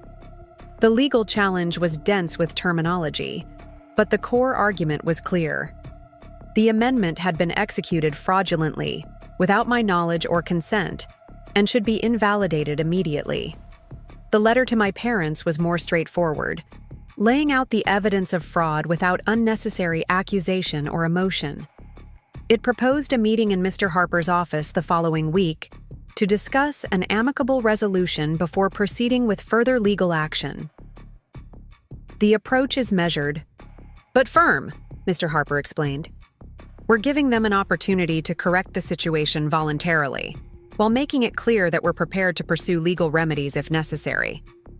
"And if they agree to meet?" I asked. "What exactly are we proposing?" "Ideally, a full restoration of the trust to its original terms, with you as the sole beneficiary," he replied. "Given the evidence of fraud, they have limited grounds for resistance. The question is whether they'll accept that reality or attempt to fight." I took a deep breath. "Let's proceed. File the challenge and send the letter. Mr. Harper studied me for a moment. You seem more resolved than when we last spoke. May I ask what's changed? I thought about the portfolio of drawings, about my grandmother's vision for a women's professional center with my architectural influence. I realize this isn't just about money, I explained. It's about honoring my grandmother's intentions, about the future she wanted to help me build. I owe it to her and to myself to fight for that. He nodded, seeming satisfied with my answer. That's a powerful motivation, and one that will serve you well through what might be a difficult process. He gathered the documents, preparing to file them. The letter will be delivered to your parents tomorrow morning. I suggest you prepare yourself for their reaction, which may come swiftly. As I left his office, I felt a curious mixture of dread and liberation. The wheels were now in motion. By tomorrow, my parents would know that their deception had been discovered, that I was prepared to challenge them legally if necessary. There was no turning back. I spent the evening with Sophia, grateful for her company and the distraction of normal graduate student concerns, upcoming presentations, department politics, the perpetually broken espresso machine in the studio lounge. For a few hours, I could pretend my world wasn't about to implode. My phone remained conspicuously silent. No texts from my parents, no calls. The calm before the storm, I suspected. The storm broke the following evening. I was in the studio, working on a project model, when my phone lit up with my father's name. My heart immediately began racing, but I forced myself to answer calmly. Hello? Rebecca. My father's voice was tightly controlled, but I could hear the underlying fury. We need to talk. Your mother and I just received a rather disturbing letter from someone claiming to be your attorney. I set down my modeling tools, stepping away from my workstation for privacy. He is my attorney, Dad. And yes, we do need to talk. This is absurd, he continued, as though I hadn't spoken. These accusations, fraud, deception, they're completely unfounded. I'm disappointed that you would resort to such tactics rather than discussing any concerns with us directly. His immediate denial, despite the overwhelming evidence, was both expected and infuriating. I discovered the trust had been amended when I went to the bank on my 26th birthday, I said, keeping my voice steady. An amendment I never consented to, changing the beneficiary from me to Daniel's unborn children. What exactly should I have discussed with you? There was a brief silence, then a shift in strategy. Rebecca, you need to understand the complexities of family financial planning. The decisions your mother and I made were for the benefit of the entire family, not just one individual. You forged my signature, I countered bluntly. You had your assistant falsely notarize documents claiming I had consented to changes I knew nothing about. That's not family financial planning, Dad. It's fraud. Another silence, longer this time. When he spoke again, his voice had hardened. These are serious allegations, Rebecca. Allegations that could damage not just our family relationships, but potentially my professional reputation. Is that what you want? To destroy everything our family has built? The manipulation was so transparent, it almost made me laugh. Almost. What I want is what Grandma intended for me to have, the trust fund she established specifically for my education and career. Your grandmother didn't understand the realities of maintaining family wealth, he dismissed. She was always too independent for her own good, too focused on individual desires rather than family cohesion. His casual denigration of my grandmother, the woman who had built her own successful career, who had carefully provided for my future, who had created a vision that extended beyond mere money, sparked a deep anger within me. I think she understood perfectly, I said, my voice gaining strength. She understood that you would try to control her legacy, to redirect it according to your priorities rather than hers. That's why she created an irrevocable trust with explicit protections. Protections you're claiming we circumvented, he noted, his tone skeptical, testing how much I actually knew. Not claiming, Dad. Proving. The documents speak for themselves. The fraudulent notarization, the forged signature, the timing that coincides perfectly with your financial difficulties. What financial difficulties? He interrupted sharply. The losses from your tech. Investments 2 years ago, I replied, grateful for Daniel's evidence. The ones that put you at risk of defaulting on significant loans. The ones you covered up by temporarily reallocating family resources. My trust fund. His silence told me everything. He hadn't expected me to have this information, to understand the financial motivation behind his actions. We should discuss this in person, he finally said, his voice carefully controlled again. Not over the phone. Come to the house tomorrow. Evening. No, I replied firmly. We'll meet at Mr. Harper's office as proposed in his letter, with legal representation present for both sides. This is a family matter, Rebecca, he insisted, anger bleeding through his composed facade. It should be handled within the family. You made it a legal matter when you committed fraud, I countered. Mr. Harper's office, next Tuesday at 2 p.m. If you and Mom choose not to attend, we'll proceed with the court filing immediately. I ended the call before he could respond, my hands shaking with adrenaline. Standing up to my father, the family, patriarch, the financial authority, the man whose approval I'd sought my entire life, was both terrifying and exhilarating. My phone immediately lit up again, my mother this time. I let it go to voicemail, not ready for another confrontation. She left a message, her voice tearful and wounded. Rebecca, how could you do this to us? After everything we've done for you. This isn't like you. Someone must be influencing you, manipulating you against your own family. Please, call me back so we can fix this misunderstanding. The emotional manipulation was so predictable it was almost comical. Always the implication that any resistance from me must be due to outside influence, that I couldn't possibly form independent judgments or stand up for myself. Always positioning themselves as the wounded parties when they were the ones who had committed the betrayal. I texted Daniel. Just spoke with Dad. They received the letter. They're not happy. His response came quickly. Expected. They're in full damage control mode here. Dad's in his study making calls. Mom's alternating between tears and anger. Are you okay? I'm fine, I replied, though fine barely scratched the surface of my emotional state. They wanted me to come to the house to discuss it. I refused. Smart, Daniel texted back. They just try to pressure you into dropping everything. Family unity above all, etc. He knew the script as well as I did. The Wilson family playbook for managing dissent within the ranks.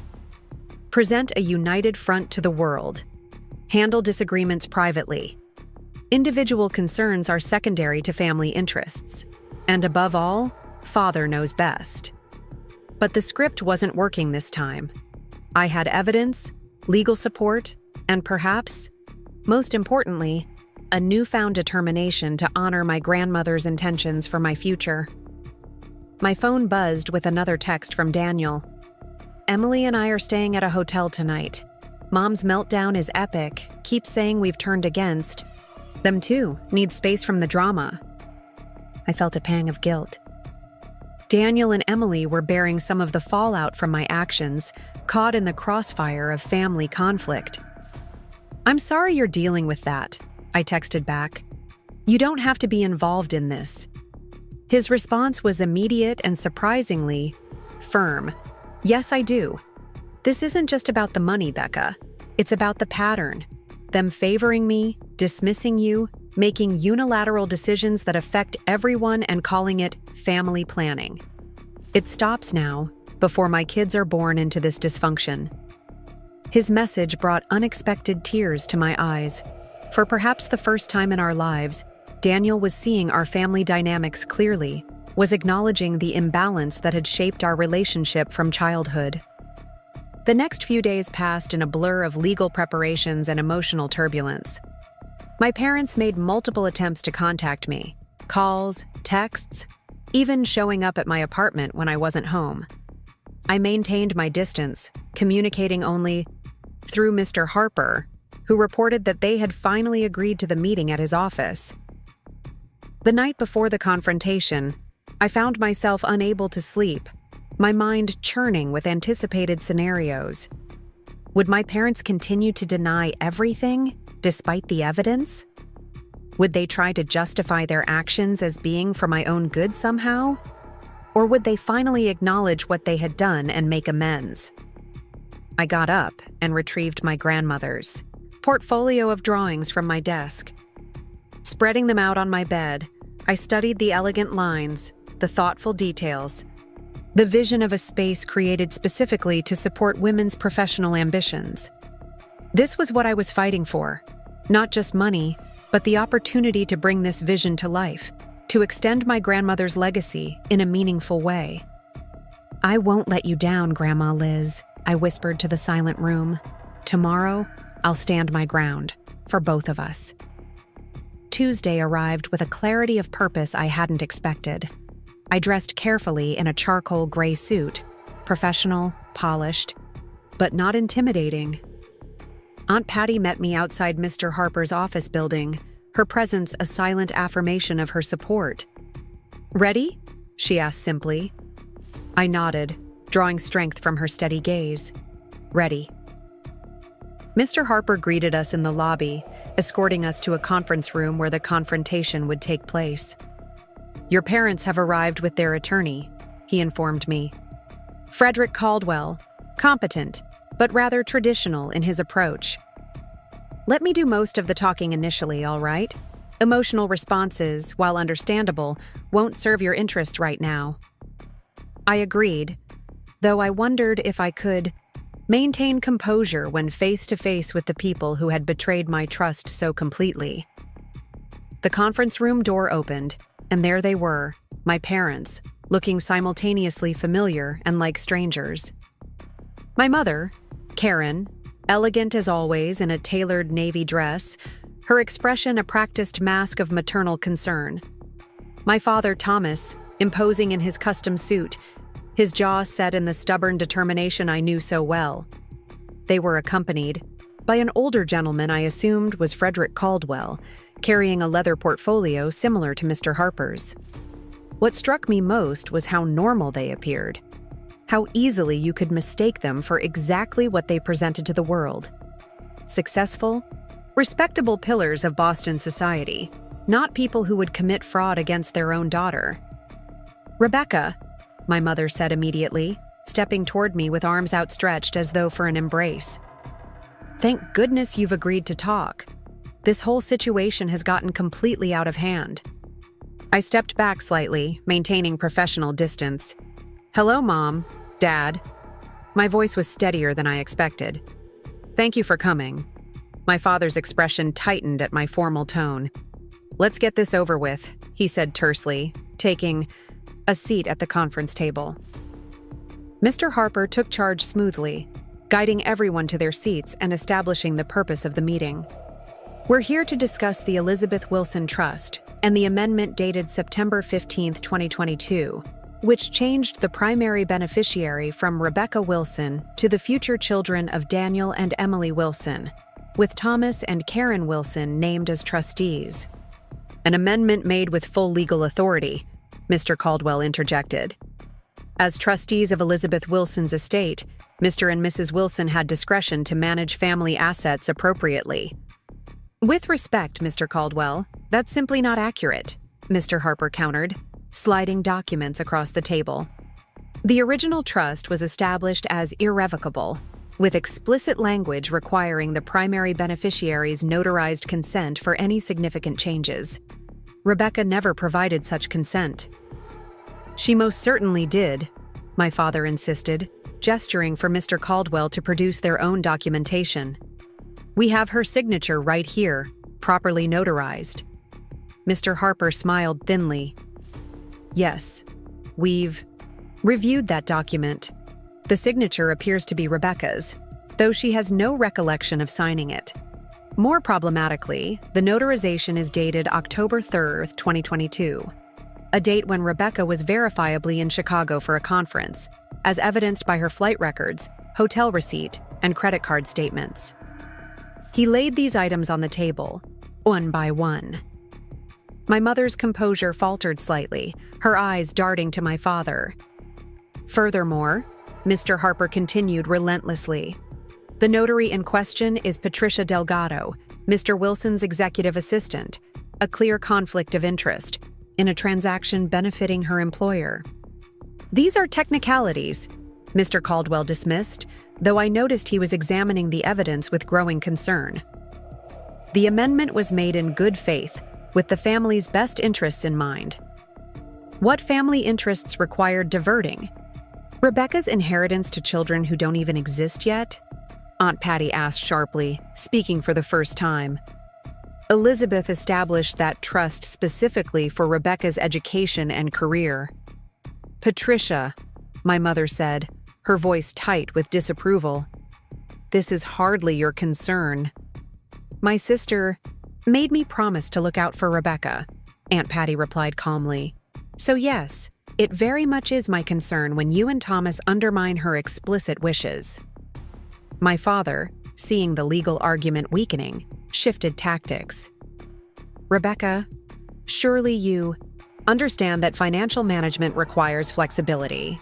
The amendment was a temporary measure to address certain investment opportunities that benefited the entire family." "Investment opportunities or financial emergencies?" I asked quietly, meeting his eyes directly. "Like the losses from your tech investments 2 years ago? The ones that put you at risk of defaulting on loans?" His face paled slightly, confirming Daniel's information had been accurate. "Who told you?" he began, then stopped abruptly, realization dawning. "Daniel, of course." "Mr. Wilson," Mr. Harper interrupted smoothly, "the motivation behind the fraudulent amendment is ultimately irrelevant to its legality. The fact remains that it was executed without Rebecca's knowledge or consent, using deceptive practices to circumvent the trust's explicit protections." Mr. Caldwell leaned over to whisper something to my father, who listened with growing agitation before finally giving a curt nod. "My clients would like to propose a compromise," Mr. Caldwell announced. "A partial restoration of the trust, with Rebecca receiving 50% of the original amount immediately, and the remaining 50% reserved for Daniel's children as currently structured." The offer was so inadequate, so blatantly inequitable, that I almost laughed.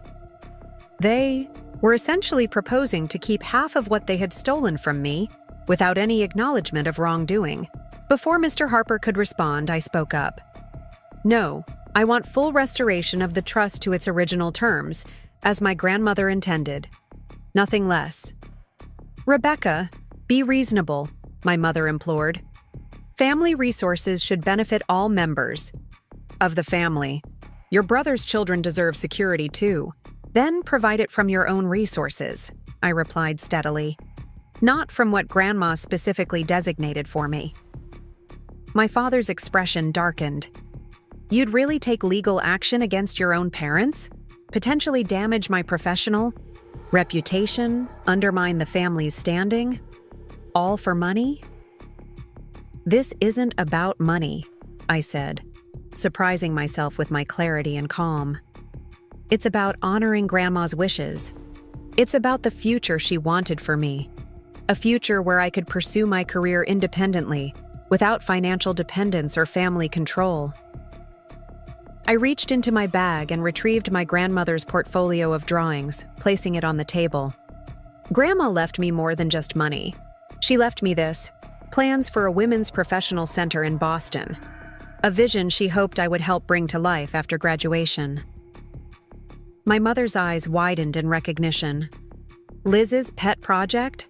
That was never feasible, just a retirement hobby. It was her legacy, I interrupted firmly, and she entrusted it to me, along with separate funding to begin its implementation. The trust fund was meant to support my architectural practice while I developed this project. My father's expression shifted subtly, calculation replacing anger as he processed this new information. Separate funding? What separate funding? Aunt Patty smiled thinly. Funds Elizabeth placed in a foundation years ago, with me as trustee, specifically for the Women's Center project. Completely separate from the trust you accessed, and well beyond your reach, Thomas. The revelation clearly unsettled my parents. They had assumed they had control over all of my grandmother's assets, all of her legacy. The discovery that she had created resources they couldn't access, couldn't control, visibly shook their confidence. Mr. Caldwell leaned in to confer with my parents again, their whispered conversation growing increasingly tense. Finally, he straightened and addressed Mr. Harper. My clients would like to propose a new arrangement. Full restoration of the original trust to Rebecca as sole beneficiary, with the condition that no criminal charges be pursued regarding the amendment process. It was capitulation, thinly disguised as compromise. They knew they couldn't win legally, not with the evidence we had presented. Now they were simply trying to avoid the worst consequences of their actions. Mr. Harper looked to me for my decision. This was the moment. I could agree to their terms, recover my inheritance without further conflict, without the messy public process of fraud charges against my own parents. Or I could pursue full accountability with all its painful implications. For our family, I thought of my grandmother, her courage, her determination, her unwavering support of my dreams. What would she want me to do? I'll agree to no criminal charges, I said finally, on 3 conditions. First, full restoration of the trust to its original terms, with the bank to implement additional security measures preventing any future amendments without my in-person, verified consent. Mr. Harper nodded approvingly. Very wise. Second, I continued, gathering strength, I want a formal acknowledgement from both of you in writing that what you did was wrong. Not a public confession, just a private acknowledgement between us. My mother looked away, unable to meet my eyes. My father's jaw tightened, but he gave a short nod. And third, I said, my voice softening slightly, I want you both to review Grandma's plans for the Women's Center. Really look at them, understand her vision. You don't have to support it financially or otherwise. I'm not asking for that. I just want you to see what she created, what she believed in, what I believe in.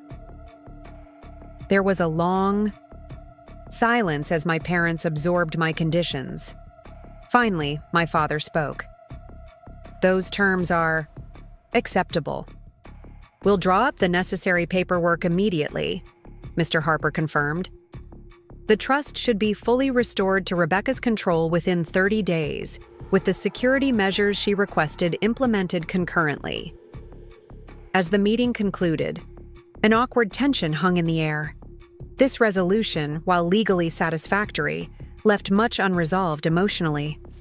The fundamental breach of trust between us remained raw and painful. My mother approached me as we prepared to leave. Rebecca, she began hesitantly, I hope you can understand that we truly believed we were doing what was best for the family. It was as close to an apology as I was likely to get from her, an explanation without accountability, a justification disguised as reconciliation. I understand that's what you told yourselves, I replied gently but firmly. But it wasn't your decision to make. Grandma trusted me with her legacy, and I intend to honor that trust. My father remained more distant, his pride clearly wounded by the outcome. As he passed me at the door, he paused briefly. When you're older, with your own family to consider, Perhaps you'll understand the complexities of these decisions." "So perhaps," I acknowledged, meeting his gaze steadily.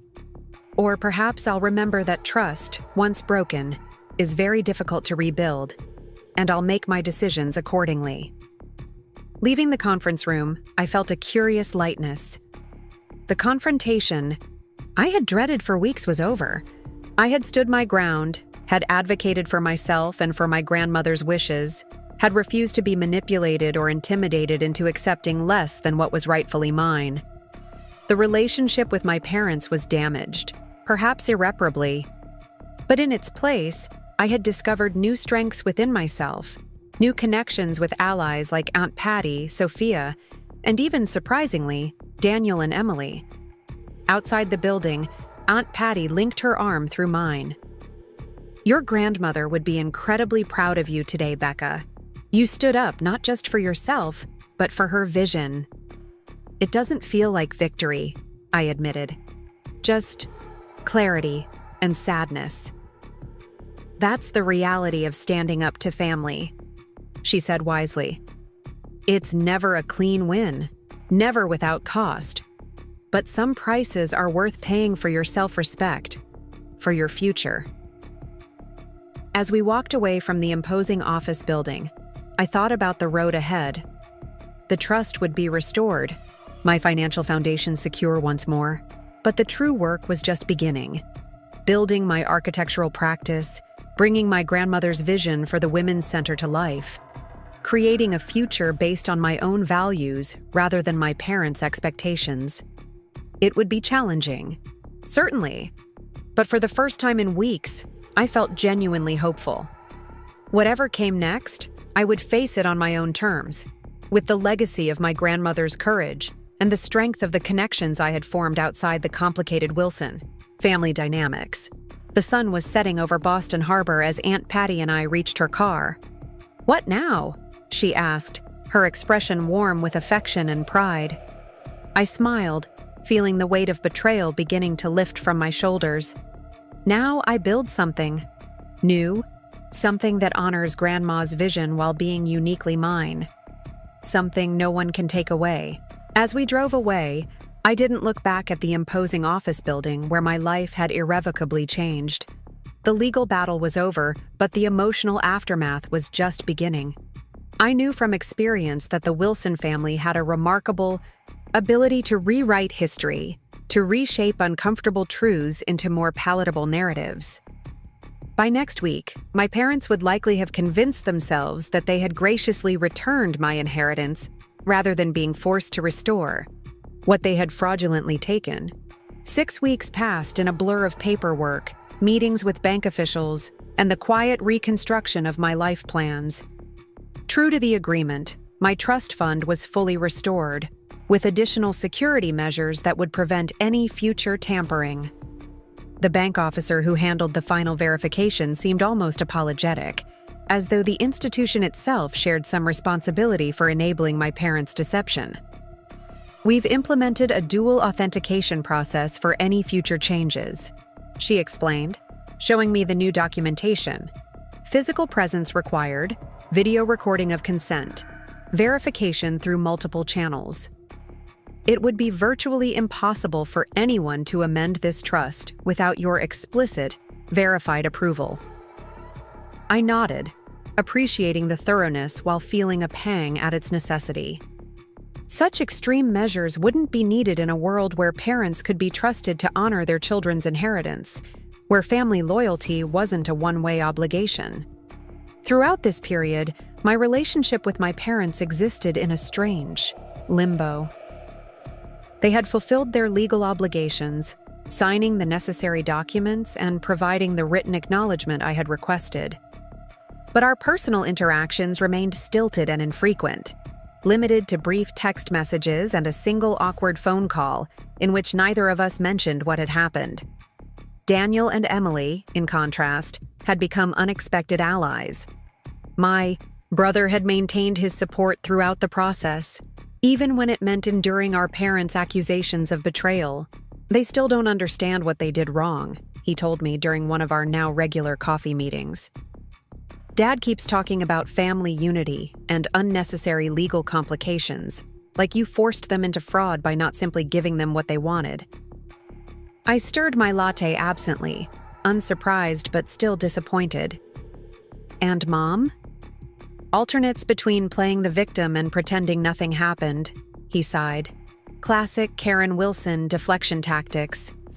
We shared a knowing smile, this small moment of sibling understanding more valuable than I could have imagined just months ago. The twins are due in 3 weeks, Emily mentioned, changing the subject to happier territory. We've decided on names, finally. Elizabeth for the girl. My eyes widened in surprise. After Grandma? Emily nodded, squeezing my hand across the table. Your grandmother sounds like she was an amazing woman. Independent, forward-thinking, creative. We want our daughter to know about her namesake, about her legacy. Tears pricked at my eyes, unexpected but welcome. She would have loved that. We want you to be their godmother, Daniel added, his expression uncharacteristically vulnerable, both twins, if you're willing. The offer touched me deeply, not just for what it was, but for what it represented.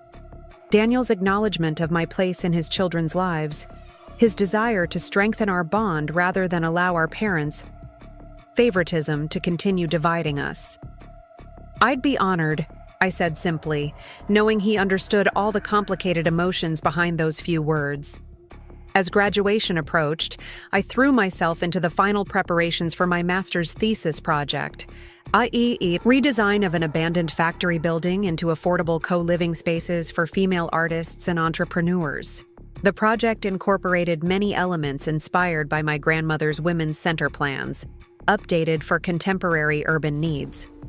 My thesis advisor, Professor Martinez, was particularly enthusiastic about the community aspects of the design. This addresses a real gap in the market, she noted during our final review session. Affordable, collaborative spaces specifically designed for women's professional development. The integrated childcare component is especially innovative. My grandmother believed that women's career advancement was often limited by practical obstacles rather than talent or ambition, I explained, pointing to the flexible childcare areas integrated throughout the building rather than isolated in a single space. She wanted to create environments that removed those obstacles instead of forcing women to navigate around them. Professor Martinez studied me thoughtfully. You speak about her with such clarity of purpose. She clearly had a profound influence on you. She showed me that architecture isn't just about buildings, I replied. It's about creating spaces that enable people to become their best selves. That's the legacy I want to continue. The day before graduation, I received an unexpected email from Blackwell and Sherman, my grandmother's attorneys. They requested a meeting at their downtown offices the following week regarding additional provisions of Elizabeth Wilson's estate. Curious but cautious, recent events had made me wary of legal surprises. I confirmed the appointment. Graduation day arrived with perfect May weather, the MIT campus resplendent in the late spring sunshine. As I lined up with my fellow architecture graduates adjusting my cap and gown, I scanned the audience for familiar faces. Aunt Patty was there in the front row, beaming with pride. Sophia stood beside her, offering an enthusiastic thumbs up when she caught my eye. Daniel and Emily had taken seats nearby, Emily's advanced pregnancy making her easy to spot. What surprised me was the sight of my parents seated several rows back, their expressions difficult to read from a distance. They hadn't mentioned attending, and I hadn't invited them, assuming they were still nursing their wounds from the trust fund confrontation. Their presence stirred complicated emotions, appreciation for the gesture, wariness about its meaning, uncertainty about what came next in our strained relationship. After the ceremony, as graduates and families mingled on the lawn, I navigated through the crowd toward Aunt Patty and my friends. My parents intercepted me halfway, my mother stepping forward with uncharacteristic hesitation. "Congratulations, Rebecca," she said, offering a somewhat stiff hug. "Your father and I are very proud." "Thank you for coming," I replied, matching her formal tone. "It was a surprise to see you here." My father cleared his throat awkwardly. "We wouldn't miss your graduation, regardless of recent difficulties." It was the closest he had come to acknowledging the trust fund situation since our meeting in Mr. Harper's office. Not an apology, not by any stretch, but a small overture, a tentative step toward whatever our relationship might become now. "I appreciate that," I said carefully, not willing to pretend everything was normal, but also not wanting to reject their gesture outright. My mother glanced at the portfolio I was carrying, my grandmother's women's center plans, which I had brought as a talisman of sorts, a private reminder of her presence on this important day.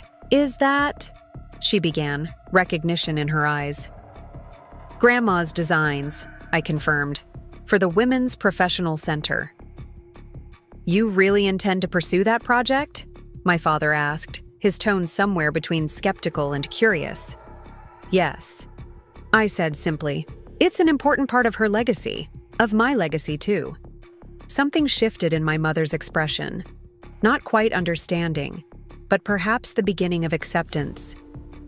"Your grandmother was always determined when she set her mind to something," she said finally. "You remind me of her that way." But coming from my mother, who had spent years trying to steer me toward more suitable interests, this comparison felt significant. Not reconciliation, exactly, but acknowledgement of my path, my choices. "Thank you," I said, meaning it. The moment was interrupted by Daniel calling my name, waving me over to where he stood with Emily and Sophia. "Becca, get over here for photos." "I should go," I said to my parents. "My friends are waiting." "Of course," my mother nodded. "Perhaps.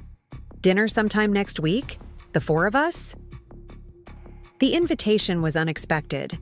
A small olive branch extended across the chasm that had opened between us. I considered it briefly, weighing my lingering hurt against the possibility of rebuilding some form of relationship, however different from before. "I'll check my schedule," I said, non-committal but not refusing outright. "I have a meeting with Grandma's attorneys that might conflict." "Her attorneys?" My father's eyebrows rose in surprise. "What about?" "I'm not sure," I admitted. "Something about additional provisions in her estate." They exchanged a quick glance that I couldn't quite interpret. Concern? Curiosity? Calculation? Before my mother pasted on a bright smile. "Well, let us know what works for you. We're flexible." As I walked away, toward the warmth and genuine celebration of my chosen family, I felt a strange sense of closure. The relationship with my parents would never be what it had been. That innocent trust was gone forever. But perhaps something new could be built in its place. Something more honest, more balanced, if considerably more limited. The rest of graduation. Day passed in a blur of photographs, congratulations, and a celebratory dinner at Aunt Patty's favorite restaurant in Cambridge. By the time I returned to my apartment, exhausted but content, I had nearly forgotten about the cryptic email from my grandmother's attorneys. Monday morning found me in the elegant office of Blackwell & Sherman, a historic building in Boston's financial district that had been meticulously preserved while updating its interior. Margaret Blackwell, a striking woman in her 60s with silver hair cut in a precise bob, greeted me personally in the reception area. "Rebecca Wilson," she said warmly, extending her hand. "I've been looking forward to meeting you. Elizabeth. Spoke of you often and with great pride." "You knew my grandmother well?" I asked, surprised by the personal connection. "For over 30 years," she confirmed, leading me through the office. She was one of our first female clients when such things were unusual in Boston financial circles. We bonded over being women in male-dominated fields. She showed me into a comfortable conference room where another person was waiting. A man in his early 50s with kind eyes behind stylish glasses.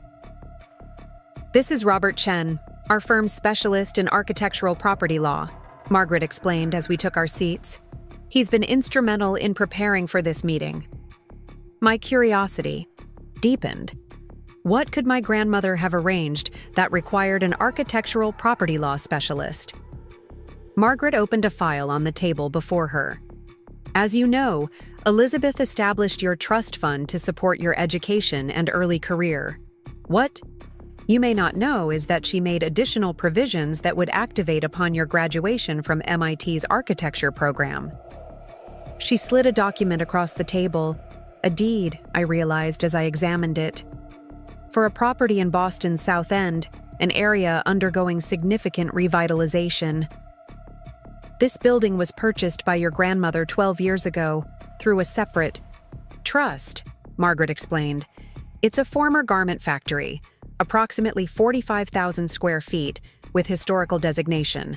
The property has been maintained, but left essentially undeveloped, waiting for you. I stared at the deed in disbelief. She bought an entire building? For me? Not just for you, Robert interjected gently. For what you would create there. Elizabeth was quite specific about her vision. The building was to become the women's professional center she designed, brought to life through your architectural expertise. Margaret nodded in agreement. The property comes with certain conditions. It must be developed according to the general concept in Elizabeth's plans, though you have significant latitude to update and adapt the design. It must maintain its fundamental purpose of supporting women's professional advancement, and you must be the principal architect on the project. My mind raced with the implications. My grandmother hadn't just left me plans and starter funding for her vision. She had secured the actual building where it would be realized. There's more, Margaret continued, opening another folder. Elizabeth established a development fund for the project, separate from your personal trust. Approximately $2 million, designated specifically for renovation and initial operating costs. I couldn't speak, overwhelmed by the magnitude of what my grandmother had created. A complete foundation for her vision, meticulously arranged to activate at precisely the right moment in my career. She believed in you completely, Margaret said softly, observing my stunned silence. Said you had not just the architectural talent, but the determination and integrity to bring this project to life properly.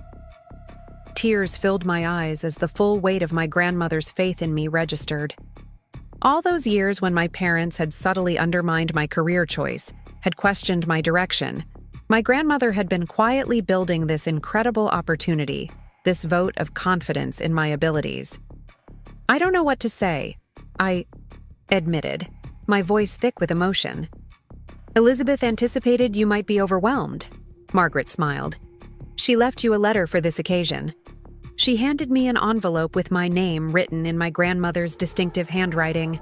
With trembling fingers, I opened it, unfolding several pages of heavy stationery. My dearest Rebecca, the letter began. If you're reading this, you've completed your architecture degree at MIT, following in my footsteps, but forging your own path. I could not be prouder of the woman and the architect you've become. The building I've left you isn't just brick and mortar, it's possibility made. Tangible. The Women's Center has been my dream for many years, but it needed your fresh perspective, your contemporary understanding, your unique vision to truly succeed. I've provided the canvas. The masterpiece will be yours to create. You'll face obstacles. Of course. Projects of this nature always do. Some will question its viability, its necessity, its value. Stand firm in your conviction, as I know you will. Remember that creating spaces where women can thrive professionally isn't just architecture. It's social transformation through design. I've arranged everything to give you the strongest possible start, but the journey from here is yours to navigate. Trust your instincts, your training, and the network of support I know you've built around yourself. When doubts arise, as they inevitably will, remember that I believed in you not because you are my granddaughter, but because you are extraordinary in your own right. Compassionate yet determined, creative yet practical, respectful of tradition, yet unafraid to innovate. Build something remarkable, Rebecca. Something that will outlast both of us, that will support generations of women yet to come. With infinite love and absolute confidence, Grandma Liz. I read the letter twice more, each word cementing my grandmother's presence in the room, her voice crystal clear in my mind. The magnitude of her gift, not just the financial resources, but the opportunity, the purpose, the legacy, was staggering. "There's one more thing," Robert said gently when I finally looked up. Elizabeth established an advisory board for the project. Professionals who agreed to offer guidance during development and initial operations. He handed me a list of names: accomplished women in architecture, finance, social entrepreneurship, and community development. Women whose careers I had followed, whose work I admired. My grandmother had assembled a dream team of mentors for this project. "The board is advisory only," Margaret clarified. "You maintain final decision-making authority as the project director and principal architect. They're resources, not overseers." We spent the next hour reviewing practical details: the property's condition, zoning considerations, timeline requirements, and how the development fund would be administered. Throughout, I felt a growing sense of purpose, of clarity about my next steps. As the meeting concluded, Margaret walked me to the elevator. "Elizabeth would be so pleased to see you now," she said warmly. "She always said you had her spirit, but with better opportunities to use it." "I only hope I can do justice to her vision," I replied, feeling the weight of responsibility alongside excitement. "You will," Margaret said with simple confidence. "She chose you for a reason. Trust that." Stepping out of the building into the bright spring sunshine, I felt simultaneously humbled and empowered.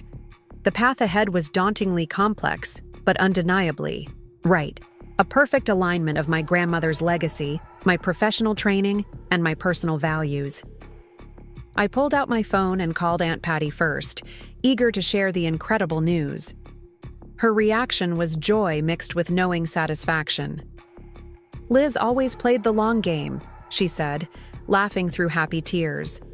While everyone else was focused on immediate concerns, she was setting up dominoes that wouldn't fall for years. "She orchestrated this perfectly, Becca, giving you exactly what you need, exactly when you need it." Next, I messaged Daniel, arranging to meet him and Emily the following day. Then I texted Sophia, who responded with a string of excited emojis and demands for immediate details.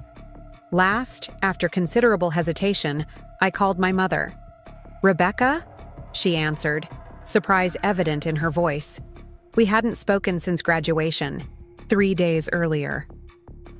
"Mom," I began, unsure exactly how to explain what had happened. "I met with Grandma's attorneys today. There's something I think you and Dad should know." "More trust fund issues?" she asked warily. "No, nothing like that," I assured her. "Grandma left me a building in the South End for her Women's Center project and funding to develop it." There was a long silence on the other end of the line. "Mom?" I prompted. "I'm here," she said finally. "Just processing." She left. "You an entire building? Without telling any of us?" The familiar note of exclusion, of feeling bypassed, was evident in her tone. Some things hadn't changed. "It's not about leaving you out," I explained gently. "It was about making sure her vision could be realized. The Women's Center was important to her, and she knew it mattered to me too." Another pause, and then my mother sighed. "Your grandmother was always independent to a fault, determined to do things her way, regardless of family expectations." Once, I might have heard this as criticism. Now, I recognized it as something closer to reluctant admiration. "You and Dad should come see the building," I offered, extending an olive branch of my own. "Once I've had some time to assess it properly, maybe next month." "I'd like that," she said, her voice softening slightly. Your father might be. Well, you know how he is about your grandmother's projects, but I would like to see it. It wasn't reconciliation exactly, but it was communication.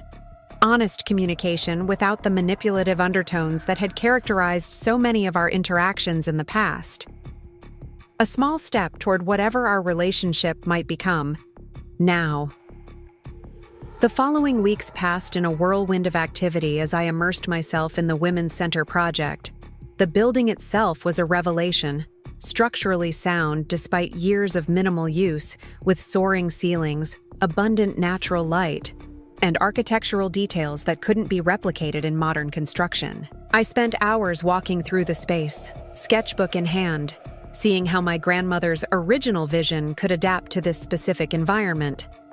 The advisory board proved invaluable, offering expertise and connections while respecting my authority as project director. In our first meeting, I presented my initial concept, an evolution of my grandmother's design that maintained her core principles while incorporating contemporary needs and technologies. Elizabeth would approve, commented Maria Santos, an urban planner who had known my grandmother professionally. You've honored her vision while making it distinctly your own. Sophia became my unofficial project partner, her legal background proving unexpectedly useful as we navigated permits, contracts, and the complex regulations governing a mixed-use historical building. We spent long evenings in my apartment, surrounded by plans and takeout containers, debating design choices and operational models. You know what the best part of this is? She asked one night, as we reviewed proposals from potential contractors. You're getting to do exactly what you've always wanted, without compromising your vision for financial reasons. Do you know how rare that is for a newly graduated architect? She was right, of course. The gift my grandmother had left me wasn't just a building or money, it was freedom. Freedom to create according to my values rather than market demands. Freedom to pursue purpose alongside profit. Freedom to establish my career on my own terms. Daniel and Emily's twins arrived in early June. A healthy boy and girl, James and Elizabeth. Visiting them in the hospital, cradling my tiny niece who shared my grandmother's name, I felt a surge of unexpected emotion. This was family too, not defined by obligation or control, but by genuine connection and shared values. Want to hear something funny? Daniel asked as he carefully took his daughter from my arms. Dad came to see the twins yesterday and actually complained that you're wasting your degree on a vanity project instead of joining a proper architectural firm. I rolled my eyes, more amused than offended. Some things never change. I told him the Women's Center would establish your reputation more effectively than years at an entry-level firm position, Daniel continued. That it was actually a brilliant career move. That got his attention. He understands strategic advantage, at least. And what did he say to that? I asked, curious despite myself. Daniel smiled ruefully. That maybe you had more of the Wilson business sense than he'd given you credit for.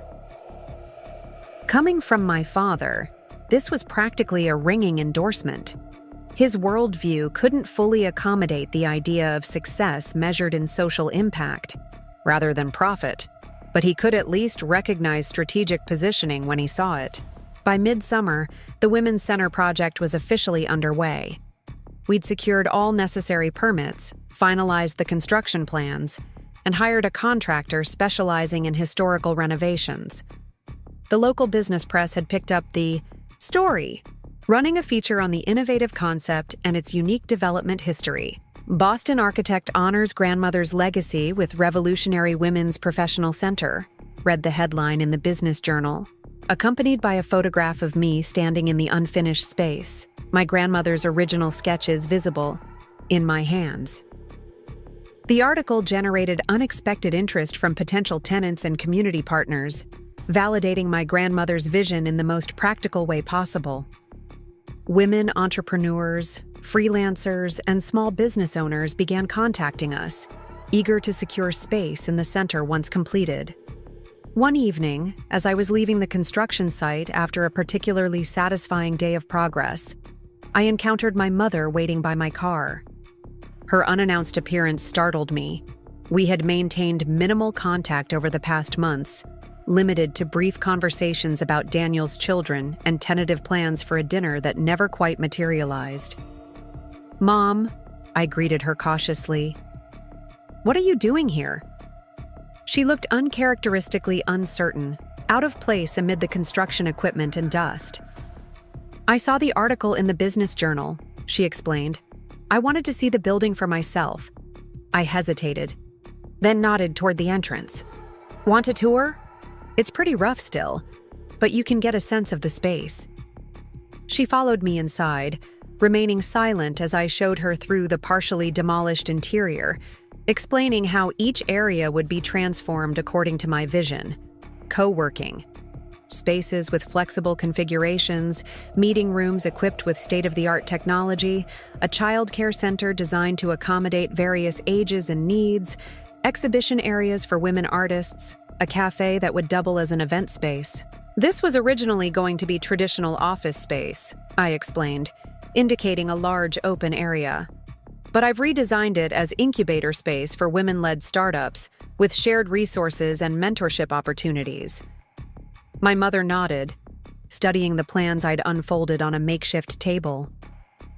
"It's impressive," she admitted finally. "More comprehensive than I expected." "Grandma's original concept was solid," I said. "I've just updated it for current needs and technologies." She traced the outline of the childcare area with one finger. "Your grandmother always said the lack of quality, accessible childcare was what forced her to give up her career. That and your grandfather's insistence that a Wilson wife shouldn't work outside the home." This was new information. My mother rarely spoke about her own upbringing or my grandmother's early life. "Is that why you never pursued a career of your own?"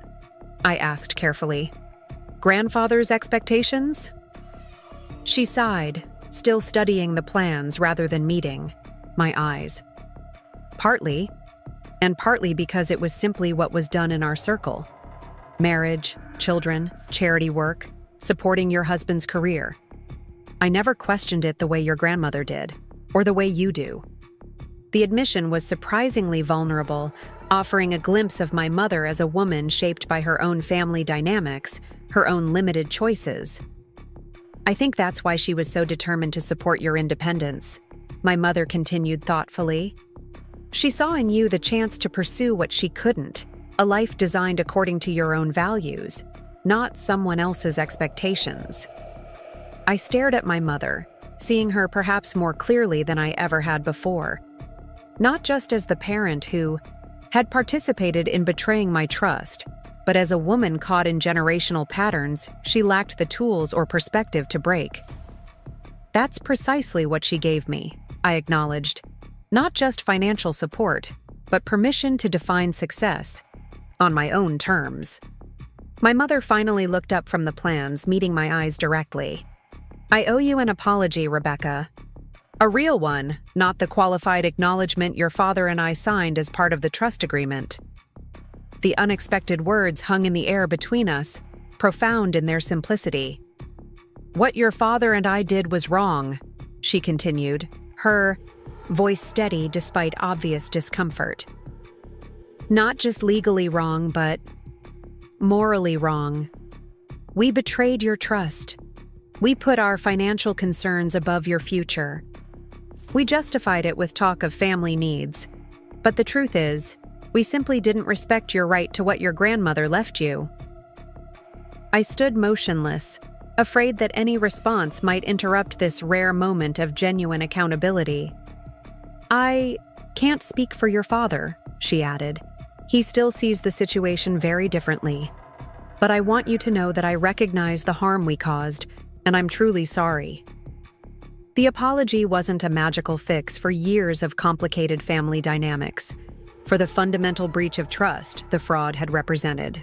But it was something real, something honest, an acknowledgement that wrong had been done, that I had been right to stand up for myself. "Thank you," I said simply. "That means a lot to me." We stood together in the echoing space for a moment. Longer, the building's past and future surrounding us, just as our own relationship balanced between what had been and what might yet be. "Would you like to be involved in the project?" I asked impulsively. "Not in a decision-making capacity, but perhaps on the community outreach committee? Your experience with local charitable organizations could be valuable." The invitation clearly surprised her. "You'd want me involved? After everything?" "We're never going to agree on everything," I acknowledged. "And what happened with the trust will always be part of our history. But this center is about creating opportunities, about building something positive for the future. Maybe it could be that for us too, in some small way." She blinked rapidly, emotion visible despite her usual composure. "I'd like that very much, Rebecca. Thank you." As we walked back toward the entrance, my mother paused, looking up at the soaring ceiling with its original wooden beams. "Your grandmother would be so proud of what you're creating here. Not just the building itself, but what it represents. Her vision, continued through you but made uniquely yours." In that moment, I felt my grandmother's presence almost tangibly. In the space she had secured for her dream, in the legacy she had entrusted to me, in the understanding that was slowly developing between her daughter and granddaughter. "I think she knew exactly what she was doing," I said softly, "setting all this in motion, creating connections that would outlast her." My mother smiled, a genuine smile that reached her eyes. "Elizabeth Wilson always played the long game," she agreed, unconsciously echoing Aunt Patty's words. "And she appears to have won this one decisively." Standing in the dusty, half-demolished building that held so much promise, I couldn't help but smile in return. "We all win with this one, Mom." That was always her point. 1 year later, on a crisp autumn morning, I stood on a temporary platform, erected in front of the completed Wilson Women's Professional Center, preparing to cut the ceremonial ribbon for its grand opening.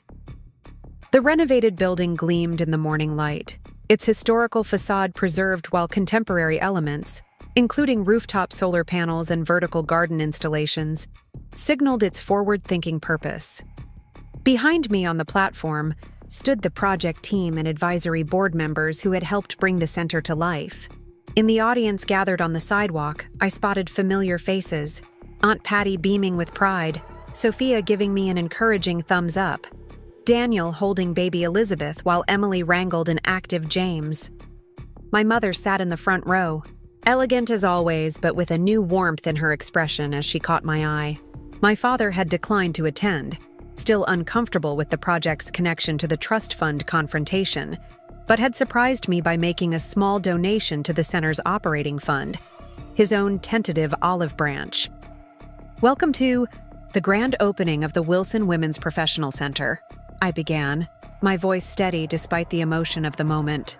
"This day represents the culmination of a vision that spans generations, from my grandmother Elizabeth Wilson's original concept to the collaborative effort that has made it a reality." As I spoke about the center's mission and the community it would serve, I felt a profound sense of completion, of promise fulfilled. The journey that had begun with betrayal and loss had transformed into something I could never have anticipated. Professional opportunity, personal growth, new connections, and even some healing of old wounds. The trust fund my parents had tried to redirect had been restored, but its value now seemed almost secondary to the greater gifts my grandmother had left me. Her vision, her courage, her unwavering belief in my ability to build something meaningful. In creating this center, I concluded, we honor the past while looking firmly toward the future. We recognize the obstacles women still face in professional settings, and we offer practical solutions. Most importantly, we create space, physical, professional, and psychological space, for women to define success on their own terms. As I cut the ribbon to enthusiastic applause, I glanced upward at the building's facade, where a discreet plaque displayed my grandmother's favorite quote, "Build foundations for the generations that follow." She had done exactly that for me, provided not just financial resources, but a foundation of values, of purpose, of belief in my capabilities. And now I was extending that foundation further, creating space for other women to build their own futures. The betrayal that had threatened my inheritance had ultimately revealed a more profound legacy, one built on integrity, determination, and the courage to stand up for what I believed in.